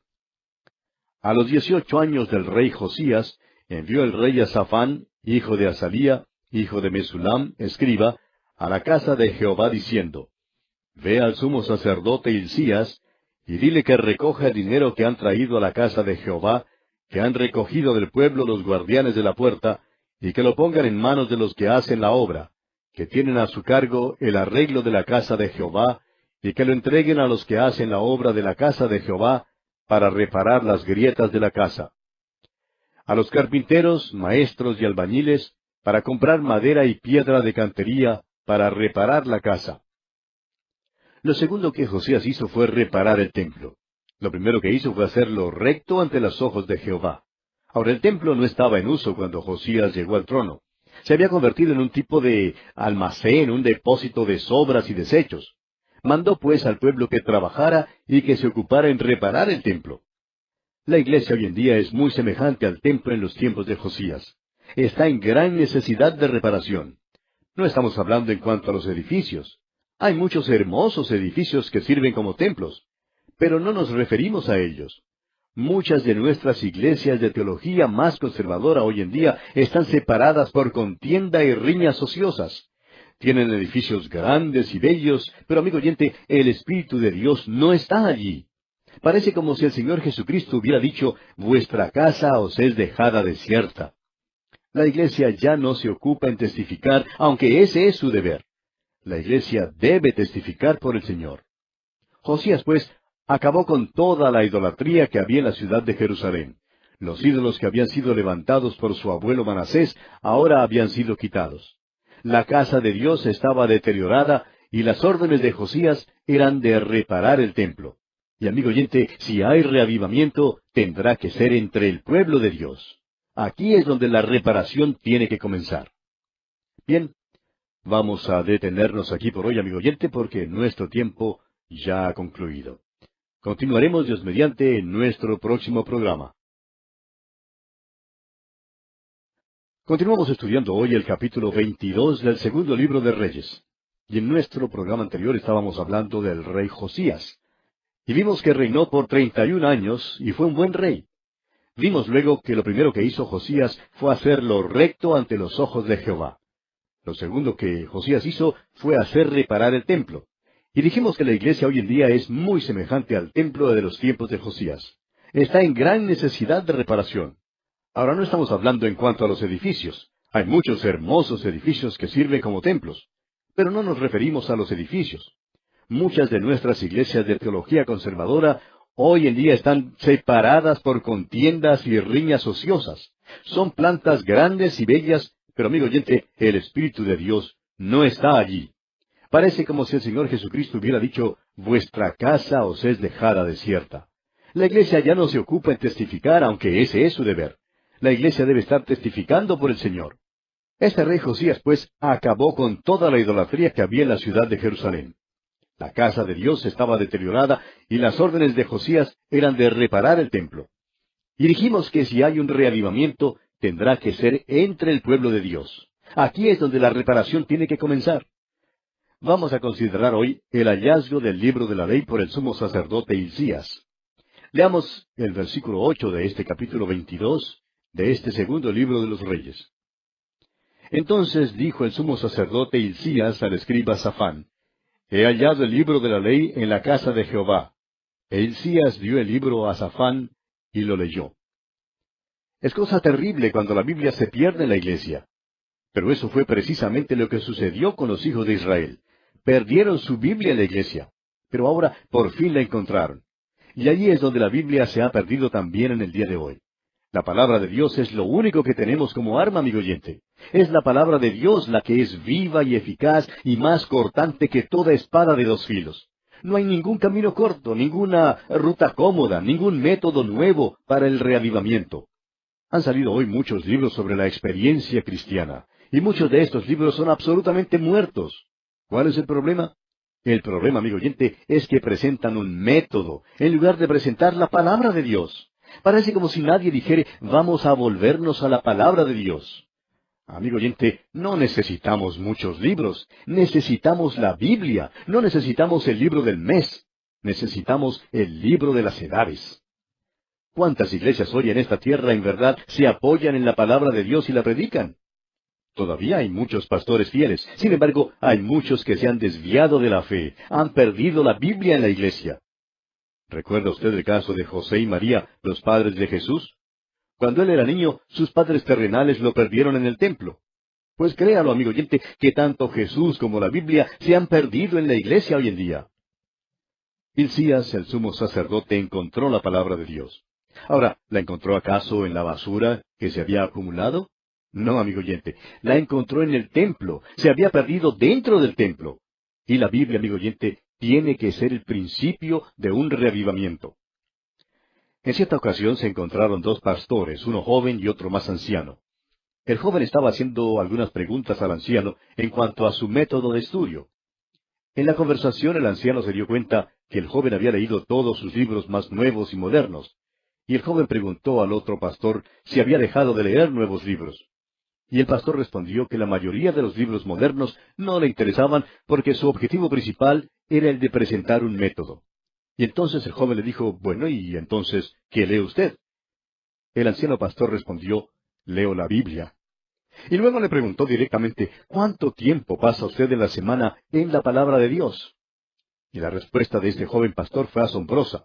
Pasaba menos de 1 hora cada semana estudiando la palabra de Dios. Ahora el joven ya había contado sus problemas y por esa razón el anciano pudo ofrecerle una solución. Y le dijo que lo que él necesitaba era pasar más tiempo en el estudio de la palabra de Dios. Y amigo oyente, esta misma fórmula se aplica a todos y cada uno de nosotros hoy en día. Bien, continuemos la lectura ahora y leamos los versículos 9 y 10 de este capítulo 22 del segundo libro de los Reyes.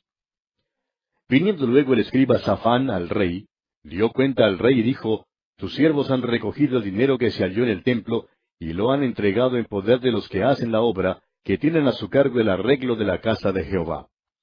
Asimismo el escriba Safán declaró al rey diciendo, el sacerdote Hilcías me ha dado un libro, y lo leyó Safán delante del rey. Ahora lo que Safán leyó después que Hilcías le dio el libro, debe haber sido lo que él leyó al rey. Al parecer Safán e Hilcías deseaban reformas más completas. Leamos aquí el versículo 11. Y cuando el rey hubo oído las palabras del libro de la ley, rasgó sus vestidos. La lectura de la palabra de Dios trajo arrepentimiento, amigo oyente. Cuando el rey escuchó la palabra de Dios, rasgó sus vestidos. Un retorno a la palabra de Dios trae reavivamiento. Lo que necesitamos en verdad es la prédica de la palabra de Dios. Si la palabra de Dios se predicara, habría entonces rasgadura de vestidos. Los hermanos se arrodillarían delante de Dios. Hoy en día no estamos viendo el reavivamiento que tanto necesitamos. Ore usted, amigo oyente, ore por su patria. Su país necesita de sus oraciones. Necesitamos volvernos todos a la palabra de Dios, y cuando nos volvamos a ella, entonces habrá un efecto positivo. El rey, pues, mandó que el sacerdote Hilcías indagara al Señor por él y por el pueblo. Hilcías a su turno fue a la profetisa Hulda. Y leamos lo que acontece aquí en los versículos 15 hasta el 20 de este capítulo 22 del segundo libro de los Reyes. Y ella les dijo, así ha dicho Jehová, el Dios de Israel, decid al varón que os envió a mí, así dijo Jehová, he aquí yo traigo sobre este lugar y sobre los que en él moran todo el mal de que habla este libro que ha leído el rey de Judá. Por cuanto me dejaron a mí y quemaron incienso a dioses ajenos, provocándome a ira con toda la obra de sus manos. Mi ira se ha encendido contra este lugar y no se apagará. Mas al rey de Judá que os ha enviado, para que preguntaseis a Jehová, diréis así, así ha dicho Jehová el Dios de Israel, por cuanto oíste las palabras del libro, y tu corazón se enterneció, y te humillaste delante de Jehová, cuando oíste lo que yo he pronunciado contra este lugar y contra sus moradores, que vendrán a ser asolados y malditos, y rasgaste tus vestidos y lloraste en mi presencia, también yo te he oído, dice Jehová. Por tanto, he aquí yo te recogeré con tus padres, y serás llevado a tu sepulcro en paz, y no verán tus ojos todo el mal que yo traigo sobre este lugar. Y ellos dijeron al rey la respuesta. Tenemos aquí la profecía contra el reino de Judá y todo el mal que Dios traería como juicio sobre Judá. Pero vemos que Dios promete a Josías que él moriría en paz y que no vería todo este mal que él traería sobre Judá como juicio.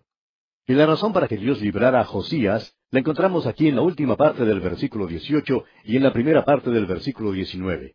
Dice, por cuanto oíste las palabras del libro, y tu corazón se enterneció, y te humillaste delante de Jehová. Y amigo oyente, para que haya un verdadero reavivamiento en la iglesia cristiana de hoy en día, necesitamos oír las palabras del libro, necesitamos volvernos a la palabra de Dios. Y en segundo lugar, necesitamos humillarnos delante de Dios. La pregunta, amigo oyente, es, ¿estamos usted y yo dispuestos a dar estos pasos? Cuanto más pronto comencemos, más rápido veremos el efecto. Ahora, esta historia no concluye aquí. Continúa en el capítulo 23. Y en el capítulo 23 del segundo libro de los Reyes, Josías hace que el libro sea leído en una asamblea solemne. Renueva el pacto del Señor, destruye la idolatría, quema los huesos de los muertos sobre el altar de Betel, según fue predicho, y celebra una Pascua muy solemne. Quita también los hechiceros y toda abominación. Luego, la ira final de Dios se manifiesta contra Judá. Josías es muerto en Megiddo. Le sucede en el trono Joacás. Y por último tenemos el reinado malo de Joacim. Comencemos pues este capítulo 23, leyendo los primeros 3 versículos. Entonces el rey mandó reunir con él a todos los ancianos de Judá y de Jerusalén. Y subió el rey a la casa de Jehová con todos los varones de Judá y con todos los moradores de Jerusalén, con los sacerdotes y profetas y con todo el pueblo, desde el más chico hasta el más grande. Y leyó, oyéndolo ellos, todas las palabras del libro del pacto que había sido hallado en la casa de Jehová. Y poniéndose el rey en pie junto a la columna, hizo pacto delante de Jehová, de que irían en pos de Jehová y guardarían sus mandamientos, sus testimonios y sus estatutos con todo el corazón y con toda el alma, y que cumplirían las palabras del pacto que estaban escritas en aquel libro. Y todo el pueblo confirmó el pacto. El pueblo prometió que no solamente leerían la palabra de Dios, sino que también caminarían y vivirían según lo que ella dictara. Se dieron cuenta que necesitaban conocer el contenido de la palabra de Dios y que les faltaba vivir conforme a ella. Creemos que es muy posible que nuestras iglesias experimenten un verdadero reavivamiento. En efecto, estamos convencidos que esta es la verdad. Sin embargo, antes que tal cosa pueda ocurrir, es necesaria la convicción de pecado que sólo la palabra de Dios puede traer. Cuando la Biblia trae tal convicción, algo tiene que hacerse en cuanto a tal convicción, y esto es el arrepentimiento. El verdadero arrepentimiento, amigo oyente, significa arreglar las cosas. El arrepentimiento quiere decir volverse de la dirección equivocada para ir entonces en la dirección opuesta, en la dirección correcta. Si usted anda mal, lo que necesita hacer es cambiar el rumbo de su vida para poder andar bien. En cierta ocasión, a un destacado evangelista le tocó predicar en una iglesia durante toda una semana. Sucedió que se reunió la congregación más fría que jamás se conociera. Ni una sola persona pasó adelante para indicar públicamente su decisión por Cristo. Entonces, una noche el diácono principal de la iglesia pasó adelante y confesó el estado pecaminoso de su alma y se arrepintió públicamente, pidiéndole perdón a toda la congregación, mientras muchas lágrimas rodaron por sus mejillas. Ahora, su acción hizo que otros también se arrepintieran, porque él era quien había estado impidiendo el reavivamiento en la iglesia. Públicamente dio satisfacción a alguien que había ofendido y otros siguieron su ejemplo. Luego fueron de puerta en puerta a las 2, 3 y 4 de la madrugada para que los hermanos pudieran buscar la reconciliación con quienes habían ofendido. No pasó, pues, mucho tiempo antes que todo ese pueblo conociera un verdadero avivamiento. El arrepentimiento, amigo oyente, fue el primer paso. Eso es lo que ocurrió en esa ocasión y eso es lo que ocurrió en los tiempos de Josías. Josías se arrepintió y esto influyó sobre todo su pueblo. Ahora otra cosa ocurrirá. Josías pondrá en operación un plan muy audaz. Era valiente. Tenemos que dar una mirada allá al segundo libro de Crónicas, capítulo 34, versículo 33, para darnos cuenta de esta parte de la historia. Dice allá: y quitó Josías todas las abominaciones de toda la tierra de los hijos de Israel, e hizo que todos los que se hallaban en Israel sirviesen a Jehová su Dios. No se apartaron de en pos de Jehová, el Dios de sus padres, todo el tiempo que él vivió. Aquí vemos que Josías aplicó su arrepentimiento a cada área de su vida y de su nación. Quitó todas las abominaciones que practicaban y mandó que sirvieran al Señor. Volviendo ahora a este capítulo 23 del segundo libro de los Reyes, leemos en el versículo 4, entonces mandó el rey al sumo sacerdote Hilcías, a los sacerdotes de segundo orden y a los guardianes de la puerta, que sacasen del templo de Jehová todos los utensilios que habían sido hechos para Baal, para Acera y para todo el ejército de los cielos, y los quemó fuera de Jerusalén en el campo del Cedrón, e hizo llevar las cenizas de ellos a Betel. Josías quitó la idolatría. Todas las cosas que tenían que ver con la adoración de Baal fueron quemadas fuera de la ciudad de Jerusalén en el campo de Cedrón. Las cenizas luego fueron llevadas fuera del pueblo para que el pueblo ni siquiera pudiera mirarlas. Josías, pues, quitó por completo esta abominación de la idolatría. Prosigamos ahora leyendo los versículos 5 hasta el 7. Y quitó a los sacerdotes idólatras que habían puesto los reyes de Judá para que quemasen incienso en los lugares altos en las ciudades de Judá y en los alrededores de Jerusalén, y asimismo a los que quemaban incienso a Baal, al sol y a la luna y a los signos del zodíaco y a todo el ejército de los cielos. Hizo también sacar la imagen de Acera fuera de la casa de Jehová, fuera de Jerusalén, al valle del Cedrón, y la quemó en el valle del Cedrón, y la convirtió en polvo, y echó el polvo sobre los sepulcros de los hijos del pueblo. Además derribó los lugares de prostitución idolátrica que estaban en la casa de Jehová, en los cuales tejían las mujeres tiendas para Acera. O sea que Josías no solamente quitó la idolatría, sino que también quitó la inmoralidad. Derribó las casas donde tenían lugar las orgías pervertidas. Esta quizás sea una declaración un poco audaz, pero aún dentro de la iglesia hoy en día se está comenzando a aceptar el sexo pervertido. Allá en el primer capítulo de la epístola a los Romanos, el apóstol Pablo nos dice que Dios entregó a sus pecados a quienes se ocupaban en esta clase de cosas. Y creemos que Dios entregará a cualquier nación que favorezca o legalice este tipo de inmoralidad. Josías tuvo el valor de condenar a los sodomitas, y no solo condenó sus acciones, sino que también los expulsó del reino. Toda perversión sexual, amigo oyente, es mala, aun si la iglesia de hoy lo aprueba. Ahora sabemos que hay grupos hoy en día que dicen, bueno, debemos aceptar este tipo de conducta entre adultos que lo hagan de común acuerdo o de acuerdo mutuo, y aun entre jóvenes que estén de mutuo acuerdo, está perfectamente bien. Pero ¿quién dijo que estaba bien? Dios dijo que los que hacen tal cosa recibirán el efecto de su ira como consecuencia. La ira de Dios se hizo sentir en el pasado y Dios no ha cambiado, amigo oyente. El hombre ha cambiado, pero Dios, amigo oyente, nunca cambia. Josías, pues, hizo una gran cosa cuando quitó lo que era malo. Quisiéramos también hablar claro en cuanto a otra cosa. Oímos mucho hoy en día en cuanto al amor. Es verdad que debemos amar a Jesús. Y debemos también amarnos los unos a los otros. Pero, amigo oyente, si nuestras vidas no han sido transformadas, si no son limpias, ni honradas, ni verdaderas, no se puede experimentar el reavivamiento. Es necesario el reavivamiento antes de que podamos amar de verdad. Bien, continuemos ahora leyendo los versículos 8 hasta el 20 de este capítulo 23 del segundo libro de los Reyes. E hizo venir todos los sacerdotes de las ciudades de Judá, y profanó los lugares altos donde los sacerdotes quemaban incienso, desde Geba hasta Beerseba, y derribó los altares de las puertas que estaban a la entrada de la puerta de Josué, gobernador de la ciudad, y estaban a la mano izquierda, a la puerta de la ciudad. Pero los sacerdotes de los lugares altos no subían al altar de Jehová en Jerusalén, sino que comían panes sin levadura entre sus hermanos.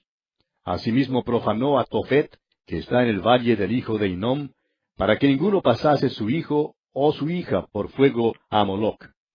Quitó también los caballos que los reyes de Judá habían dedicado al sol a la entrada del templo de Jehová, junto a la cámara de Natán Melech, eunuco, el cual tenía a su cargo los ejidos, y quemó al fuego los carros del sol. Derribó además el rey los altares que estaban sobre la azotea de la sala de Acaz, que los reyes de Judá habían hecho, y los altares que había hecho Manasés en los dos atrios de la casa de Jehová. Y de allí corrió y arrojó el polvo al arroyo del Cedrón. Asimismo profanó el rey los lugares altos que estaban delante de Jerusalén, a la mano derecha del monte de la destrucción, los cuales Salomón, rey de Israel, había edificado a Astoret, ídolo abominable de los sidonios, a Chemos, ídolo abominable de Moab, y a Milcom, ídolo abominable de los hijos de Amón. Y quebró las estatuas y derribó las imágenes de acera, y llenó el lugar de ellos de huesos de hombres. Igualmente el altar que estaba en Betel, el lugar alto que había hecho Jeroboam, hijo de Nabat, el que hizo pecar a Israel, aquel altar y el lugar alto destruyó y lo quemó, y lo hizo polvo, y puso fuego a la imagen de acera. Y se volvió Josías, y viendo los sepulcros que estaban allí en el monte, envió y sacó los huesos de los sepulcros, y los quemó sobre el altar para contaminarlo, conforme a la palabra de Jehová que había profetizado el varón de Dios, el cual había anunciado esto. Después dijo, ¿qué monumento es este que veo? Y los de la ciudad le respondieron, Este es el sepulcro del varón de Dios, que vino de Judá, y profetizó estas cosas que tú has hecho sobre el altar de Betel. Y él dijo, Dejadlo, ninguno mueva sus huesos. Y así fueron preservados sus huesos, y los huesos del profeta que había venido de Samaria.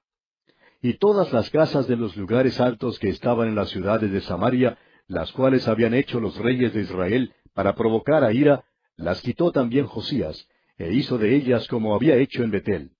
Mató además sobre los altares a todos los sacerdotes de los lugares altos que allí estaban, y quemó sobre ellos huesos de hombres, y volvió a Jerusalén. O sea que Josías actuó en forma drástica y severa para acabar de una vez por todas con toda la idolatría en la cual había caído el pueblo. Ahora en los versículos 21 al 25 tenemos otro paso importante que dio Josías. Leamos estos versículos. Entonces mandó el rey a todo el pueblo diciendo, Haced la Pascua a Jehová vuestro Dios, conforme a lo que está escrito en el libro de este pacto. No había sido hecha tal Pascua desde los tiempos en que los jueces gobernaban a Israel, ni en todos los tiempos de los reyes de Israel y de los reyes de Judá. A los 18 años del rey Josías fue hecha aquella Pascua a Jehová en Jerusalén. Asimismo barrió Josías a los encantadores, adivinos y terafines y todas las abominaciones que se veían en la tierra de Judá y en Jerusalén, para cumplir las palabras de la ley que estaban escritas en el libro que el sacerdote Hilcías había hallado en la casa de Jehová. No hubo otro rey antes de él que se convirtiese a Jehová de todo su corazón, de toda su alma y de todas sus fuerzas, conforme a toda la ley de Moisés. Ni después de él nació otro igual.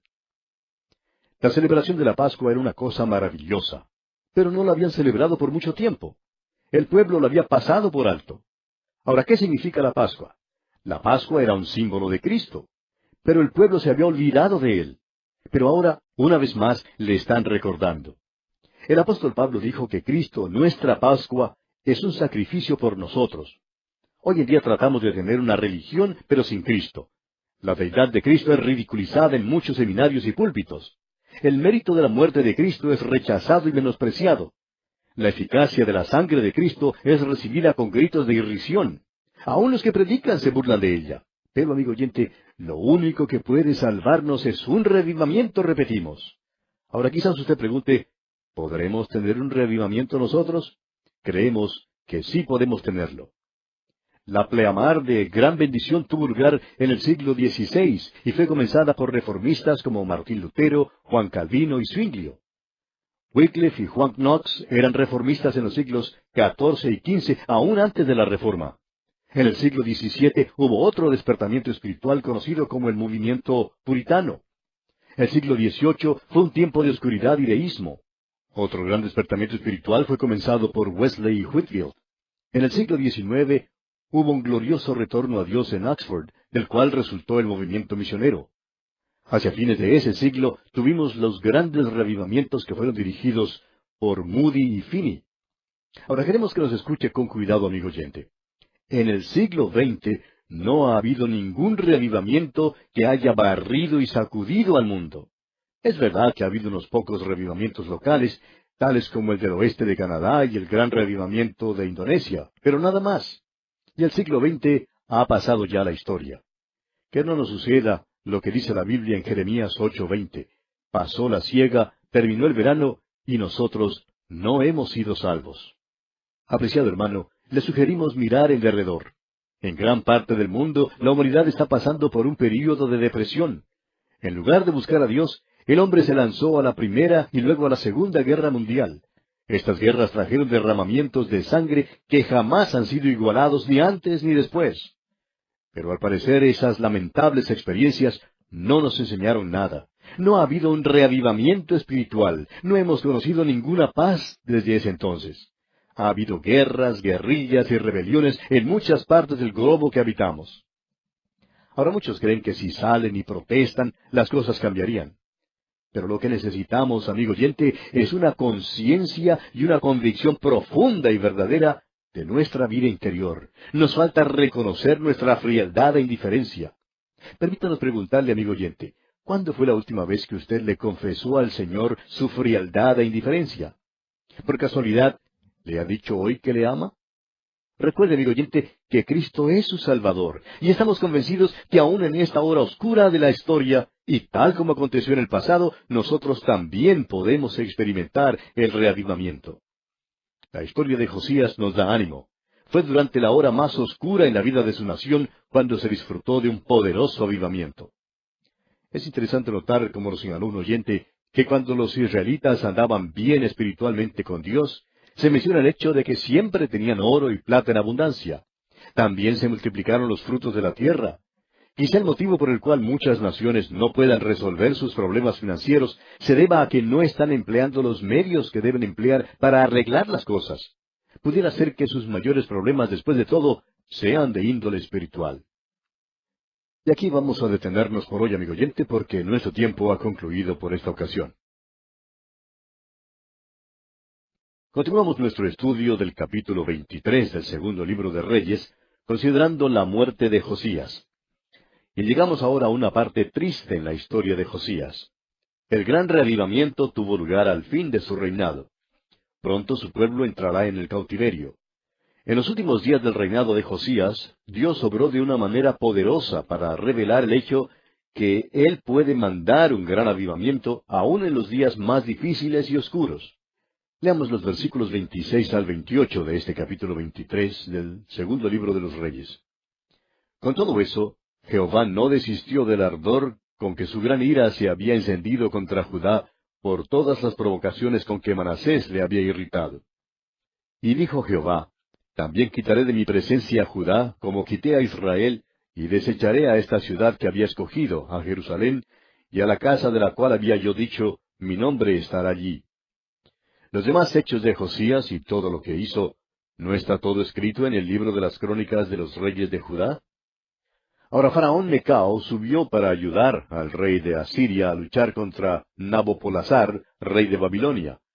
Josías y sus fuerzas entraron en esa lucha, lo cual no les correspondía hacer. Y esto resultó en un desastre. Avancemos leyendo ahora los versículos 29 y 30. En aquellos días Faraón Necao, rey de Egipto, subió contra el rey de Asiria al río Éufrates, y salió contra él el rey Josías. Pero aquél, así que le vio, lo mató en Megiddo. Y sus siervos lo pusieron en un carro, y lo trajeron muerto de Megiddo a Jerusalén, y lo sepultaron en su sepulcro. Entonces el pueblo de la tierra tomó a Joacás, hijo de Josías, y lo ungieron y lo pusieron por rey en lugar de su padre. Ahora Josías debió haberse quedado en casa. Usted recordará que hubo un tiempo cuando David no debió haberse quedado en casa, debió haber salido a la batalla. Él no fue y se encontró en apuros. En cambio aquí, tenemos un caso en que esta lucha no le concernía a Josías, pero él salió de todos modos, ¿y qué le pasó? Murió en Megiddo. Josías era un gran hombre de Dios, pero aquí actuó de una manera insensata. Entró en una batalla en que no le correspondía entrar, y esto le trajo como consecuencia la muerte. Ahora, cuando mataron a Josías, sus siervos trajeron su cuerpo a Jerusalén y lo sepultaron en su sepulcro. Y coronaron como nuevo rey a su hijo Joacás. Prosigamos ahora leyendo los versículos 31 al 33. De 23 años era Joacás cuando comenzó a reinar, y reinó 3 meses en Jerusalén. El nombre de su madre fue Amutal, hija de Jeremías, de Libna. Y él hizo lo malo ante los ojos de Jehová, conforme a todas las cosas que sus padres habían hecho. Y lo puso preso Faraón Necao en Ribla, en la provincia de Amat, para que no reinase en Jerusalén, e impuso sobre la tierra una multa de 100 talentos de plata y no de oro. Es de esperarse que Joacás siguiera los pasos justos de su padre, pero no fue así. Joacás fue un rey malvado. El hecho es que no permaneció en el trono sino por un espacio de solamente 3 meses. Continuemos entonces leyendo los versículos 34 al 37. Entonces Faraón Necao puso por rey a Eliaquim, hijo de Josías, en lugar de Josías su padre, y le cambió el nombre por el de Joacim, y tomó a Joacás y lo llevó a Egipto, y murió allí. Y Joacim pagó a Faraón la plata y el oro, mas hizo avaluar la tierra para dar el dinero conforme al mandamiento de Faraón, sacando la plata y el oro del pueblo de la tierra, de cada uno según la estimación de su hacienda, para darlo a Faraón Necao. De 25 años era Joacim cuando comenzó a reinar, y 11 años reinó en Jerusalén. El nombre de su madre fue Zebuda, hija de Pedaías, de Ruma. E hizo lo malo ante los ojos de Jehová, conforme a todas las cosas que sus padres habían hecho.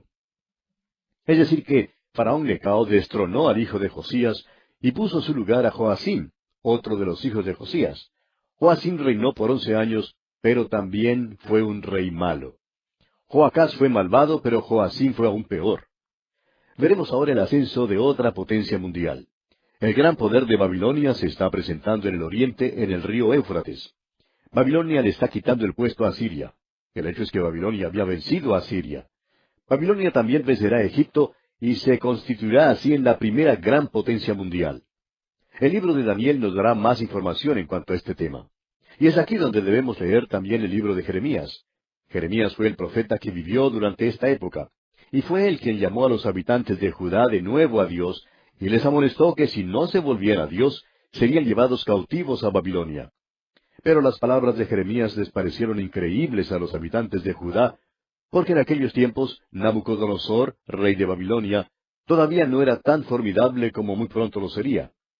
Por otra parte, los falsos profetas le dijeron a la nación que Dios los necesitaba tanto que nunca los destruiría como nación. Pero la verdad era que el templo, la ciudad de Dios y el pueblo de Dios estaban en peligro. Pues bien, Dios envió al cautiverio a su pueblo. y el templo fue destruido. Y así el pueblo se dio cuenta que los falsos profetas les habían mentido. Pasando ahora al capítulo 24 de este segundo libro de los Reyes, vemos que Nabucodonosor, rey de Babilonia, ataca a Joacim y Judá es destruida. Este es el juicio de Dios sobre la nación debido a los pecados de Manasés. Después de la muerte de Joacim, quien había reinado por 11 años, su hijo Joaquín llega al trono, donde permanece por solo 3 meses. Es un rey malo. El rey de Babilonia lo toma, saquea Jerusalén, y se lleva cautivos a todos los nobles de Jerusalén, entre los cuales se encuentran Daniel y los 3 muchachos hebreos. Nabucodonosor lleva también cautivo al rey Joaquín a Babilonia, y coloca en su lugar como rey a su tío Matanías, y cambia su nombre a Sedequías. Sedequías también es un rey malo y se rebela contra Nabucodonosor. Comencemos pues con este capítulo 24, leyendo los primeros 2 versículos. En su tiempo subió en campaña Nabucodonosor, rey de Babilonia. Joacim vino a ser su siervo por 3 años, pero luego volvió y se rebeló contra él. Pero Jehová envió contra Joacim tropas de caldeos, tropas de sirios, tropas de moabitas y tropas de amonitas, los cuales envió contra Judá para que la destruyesen conforme a la palabra de Jehová que había hablado por sus siervos los profetas. El faraón de Egipto había puesto en el trono a Joacim. Cuando Nabucodonosor llegó al poder, a Joacim no le agradó esto y se rebeló contra él. Nabucodonosor, quien estaba unificando su imperio y juntando a muchas gentes, envió su gran ejército contra Jerusalén. Sigamos adelante leyendo los versículos 3 y 4 de este capítulo 24 del segundo libro de los Reyes. Ciertamente vino esto contra Judá por mandato de Jehová, para quitarla de su presencia por los pecados de Manasés y por todo lo que él hizo. Asimismo por la sangre inocente que derramó, pues llenó a Jerusalén de sangre inocente. Jehová, por tanto, no quiso perdonar. Ya dijimos que Manasés había sido un pícaro. Si la gloria del Señor no se apartó durante su reinado, nada de lo que pasó después pudo haber causado que se apartara. Debido a que los hijos de Israel no se apartaron de los pecados de Manasés, ahora tienen que entrar en el cautiverio. Se dice que Dios perdona todo y cualquier pecado. Y si usted, amigo oyente, viene a Él, podemos asegurarle que Él le perdonará su pecado, no importa cuál sea. Cristo murió por todo pecado que el hombre haya cometido o pueda cometer. Pero el pecado no es perdonado sino hasta cuando usted le pide perdón. Él es el único que le puede salvar. Él es el único que puede perdonar su pecado porque Él murió por usted y pagó la pena por esos pecados. Solo Él es el camino, la verdad y la vida. Veamos ahora la muerte de Joacim y el reinado de Joaquín. Veamos los versículos 5 hasta el 9 de este capítulo 24 del segundo libro de los Reyes. Los demás hechos de Joacim y todo lo que hizo, ¿no está escrito en el libro de las crónicas de los reyes de Judá? Y durmió Joacim con sus padres, y reinó en su lugar Joaquín su hijo.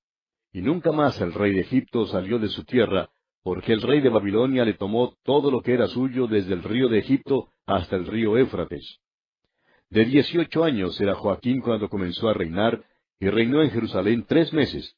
El nombre de su madre fue Neusta, hija de Elnatán, de Jerusalén. E hizo lo malo ante los ojos de Jehová, conforme a todas las cosas que había hecho su padre. Joacim murió y Joaquín llegó entonces a ser el nuevo rey. Y vemos aquí que el rey de Egipto no salió más de su tierra.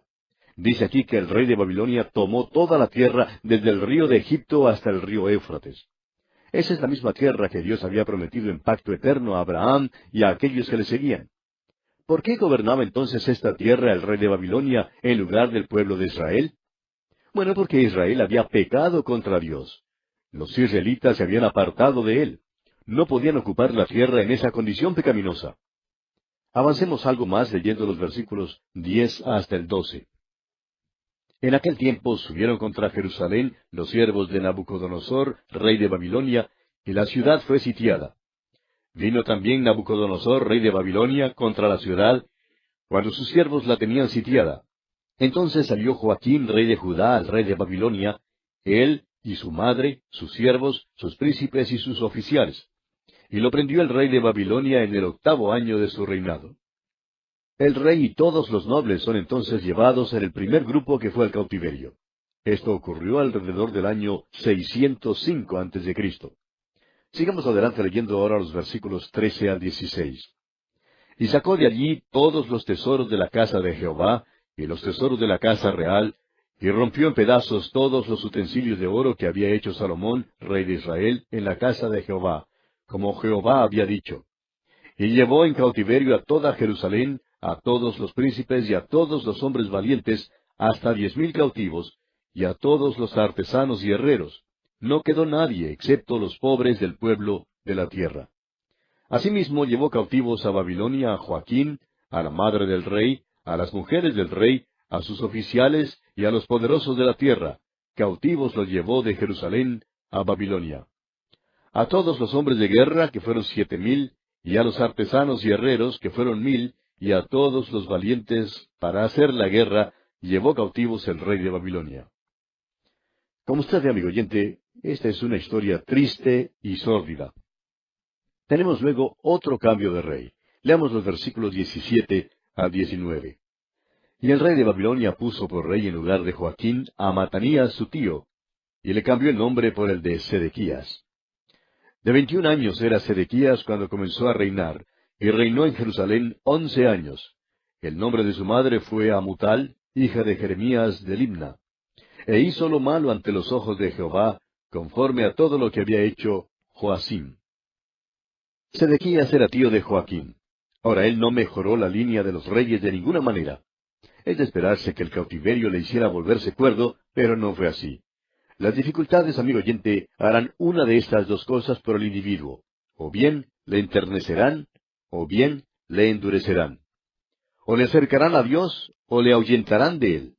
Nunca le es posible a uno ser el mismo después de conocer la aflicción y el sufrimiento. El mismo sol que derrite el hielo endurece la arcilla. Leamos ahora el versículo 20 de este capítulo 24 del segundo libro de los Reyes. Vino pues la ira de Jehová contra Jerusalén y Judá, hasta que los echó de su presencia, y Sedequías se rebeló contra el rey de Babilonia.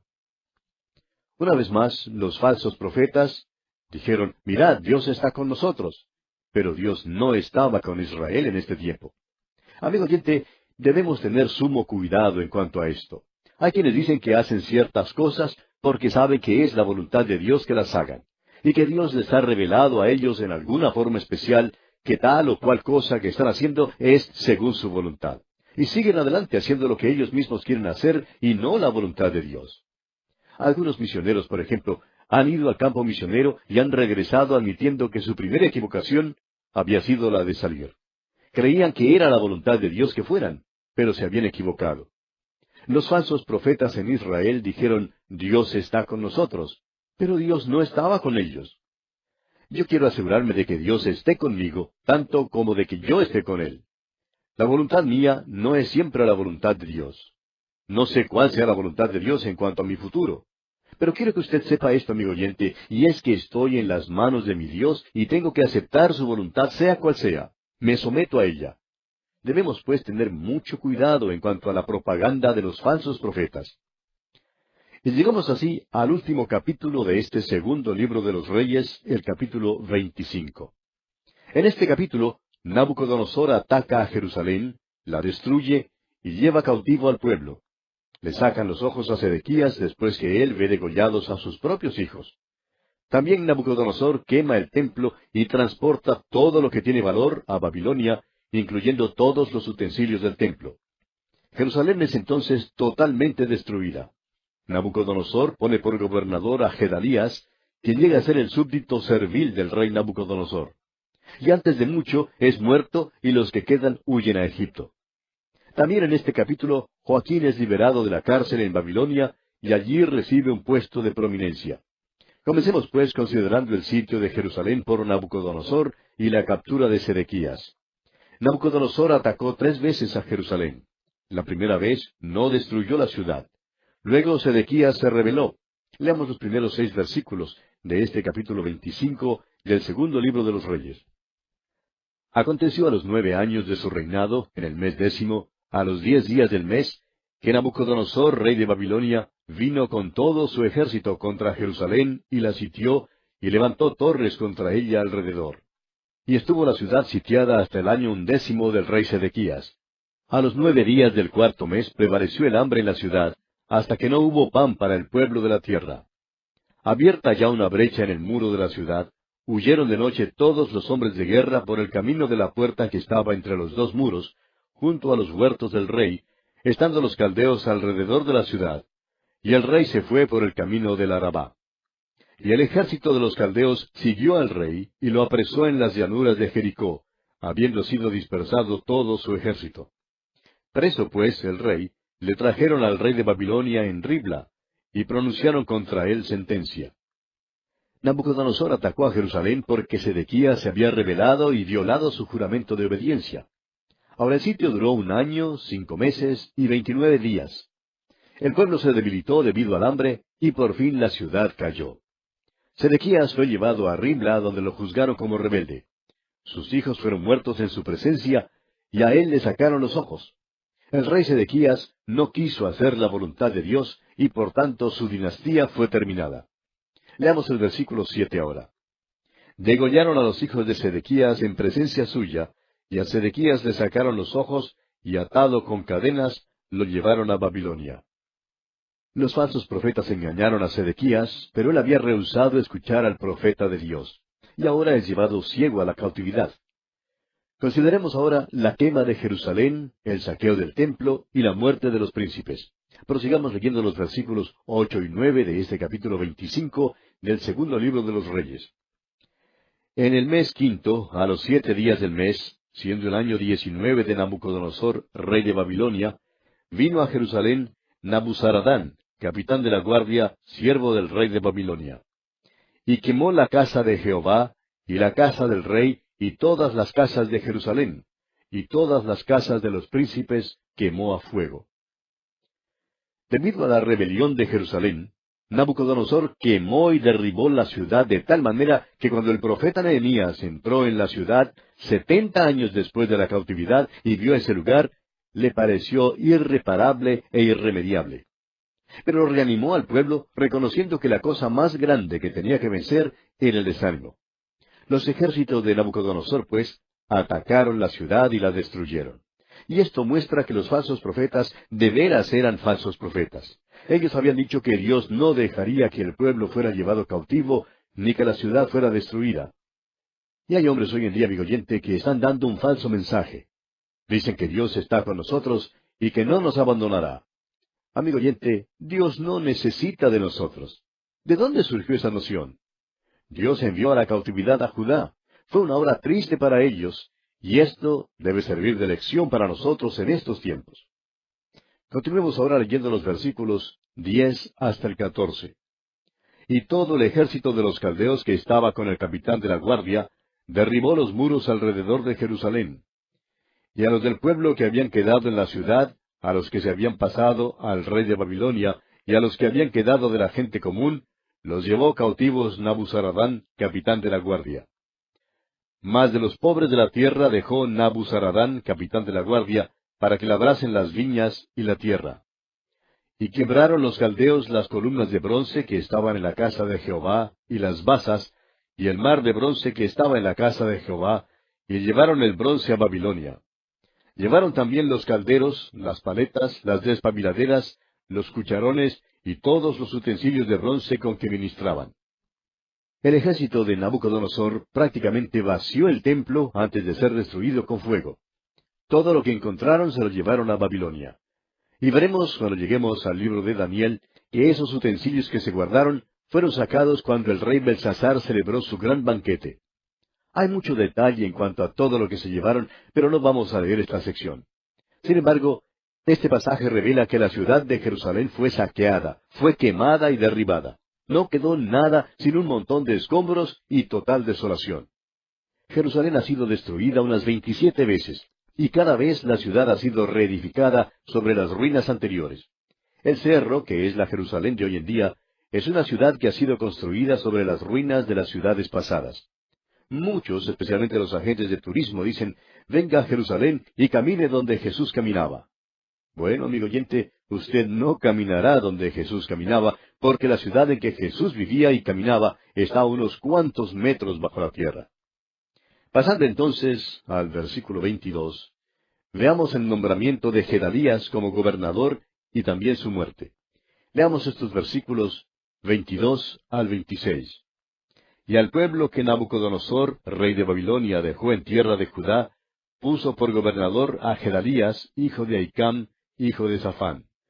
Y oyendo todos los príncipes del ejército, ellos y su gente, que el rey de Babilonia había puesto por gobernador a Gedalías, vinieron a él en Mizpa, Ismael, hijo de Netanías, Johanán, hijo de Carea, Seraías, hijo de Tanumet Netofatita, y Jaazanías, hijo de un Maacateo, ellos con los suyos.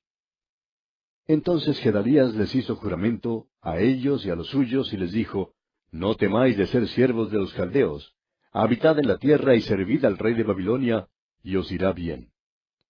Mas en el mes séptimo vino Ismael, hijo de Netanías, hijo de Elisama, de la estirpe real, y con él 10 varones, e hirieron a Gedalías, y murió, y también a los de Judá y a los caldeos que estaban con él en Mizpa.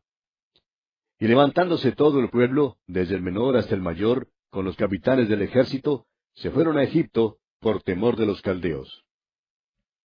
El pueblo fue llevado a la cautividad y Gedalías fue hecho gobernador de esa tierra. Gedalías fue luego asesinado, y una gran compañía de gente huyó a Egipto, donde llegaron a ser colonos. Ahora, si solo hubieran escuchado a Jeremías, no se habrían encontrado en esa condición tan triste. Cuando este grupo huyó a Egipto, se llevó consigo a Jeremías, aunque él no se fue de buena gana. Y tenemos por último en este capítulo la liberación de Joaquín, rey de Judá, de la cárcel. Leamos los versículos 27 hasta el 30 de este capítulo 25 del segundo libro de los Reyes. Aconteció a los 37 años del cautiverio de Joaquín, rey de Judá, en el mes 12, a los 27 días del mes, que Evil-Merodac, rey de Babilonia, en el primer año de su reinado, libertó a Joaquín, rey de Judá, sacándolo de la cárcel. Y le habló con benevolencia y puso su trono más alto que los tronos de los reyes que estaban con él en Babilonia. Y le cambió los vestidos de prisionero, y comió siempre delante de él todos los días de su vida. Y diariamente le fue dada su comida de parte del rey, de continuo, todos los días de su vida. Así como Gedalías fue un gobernador que sirvió como instrumento a otro, Joaquín también fue un rey súbdito en una corte extranjera. Sin embargo, fue una buena señal que Evil-Merodac libertara de la cárcel al rey de Judá, pusiera su trono más alto que los tronos de los otros reyes, comiera con él y le diera una pensión para el resto de su vida. Ahora, siendo que Joaquín fue tratado de esta manera, hubo un vislumbre de esperanza para la restauración de la nación a su tierra prometida. Y bien, amigo oyente, concluimos aquí nuestro estudio de este capítulo 25, y con él concluye también nuestro estudio del segundo libro de los Reyes.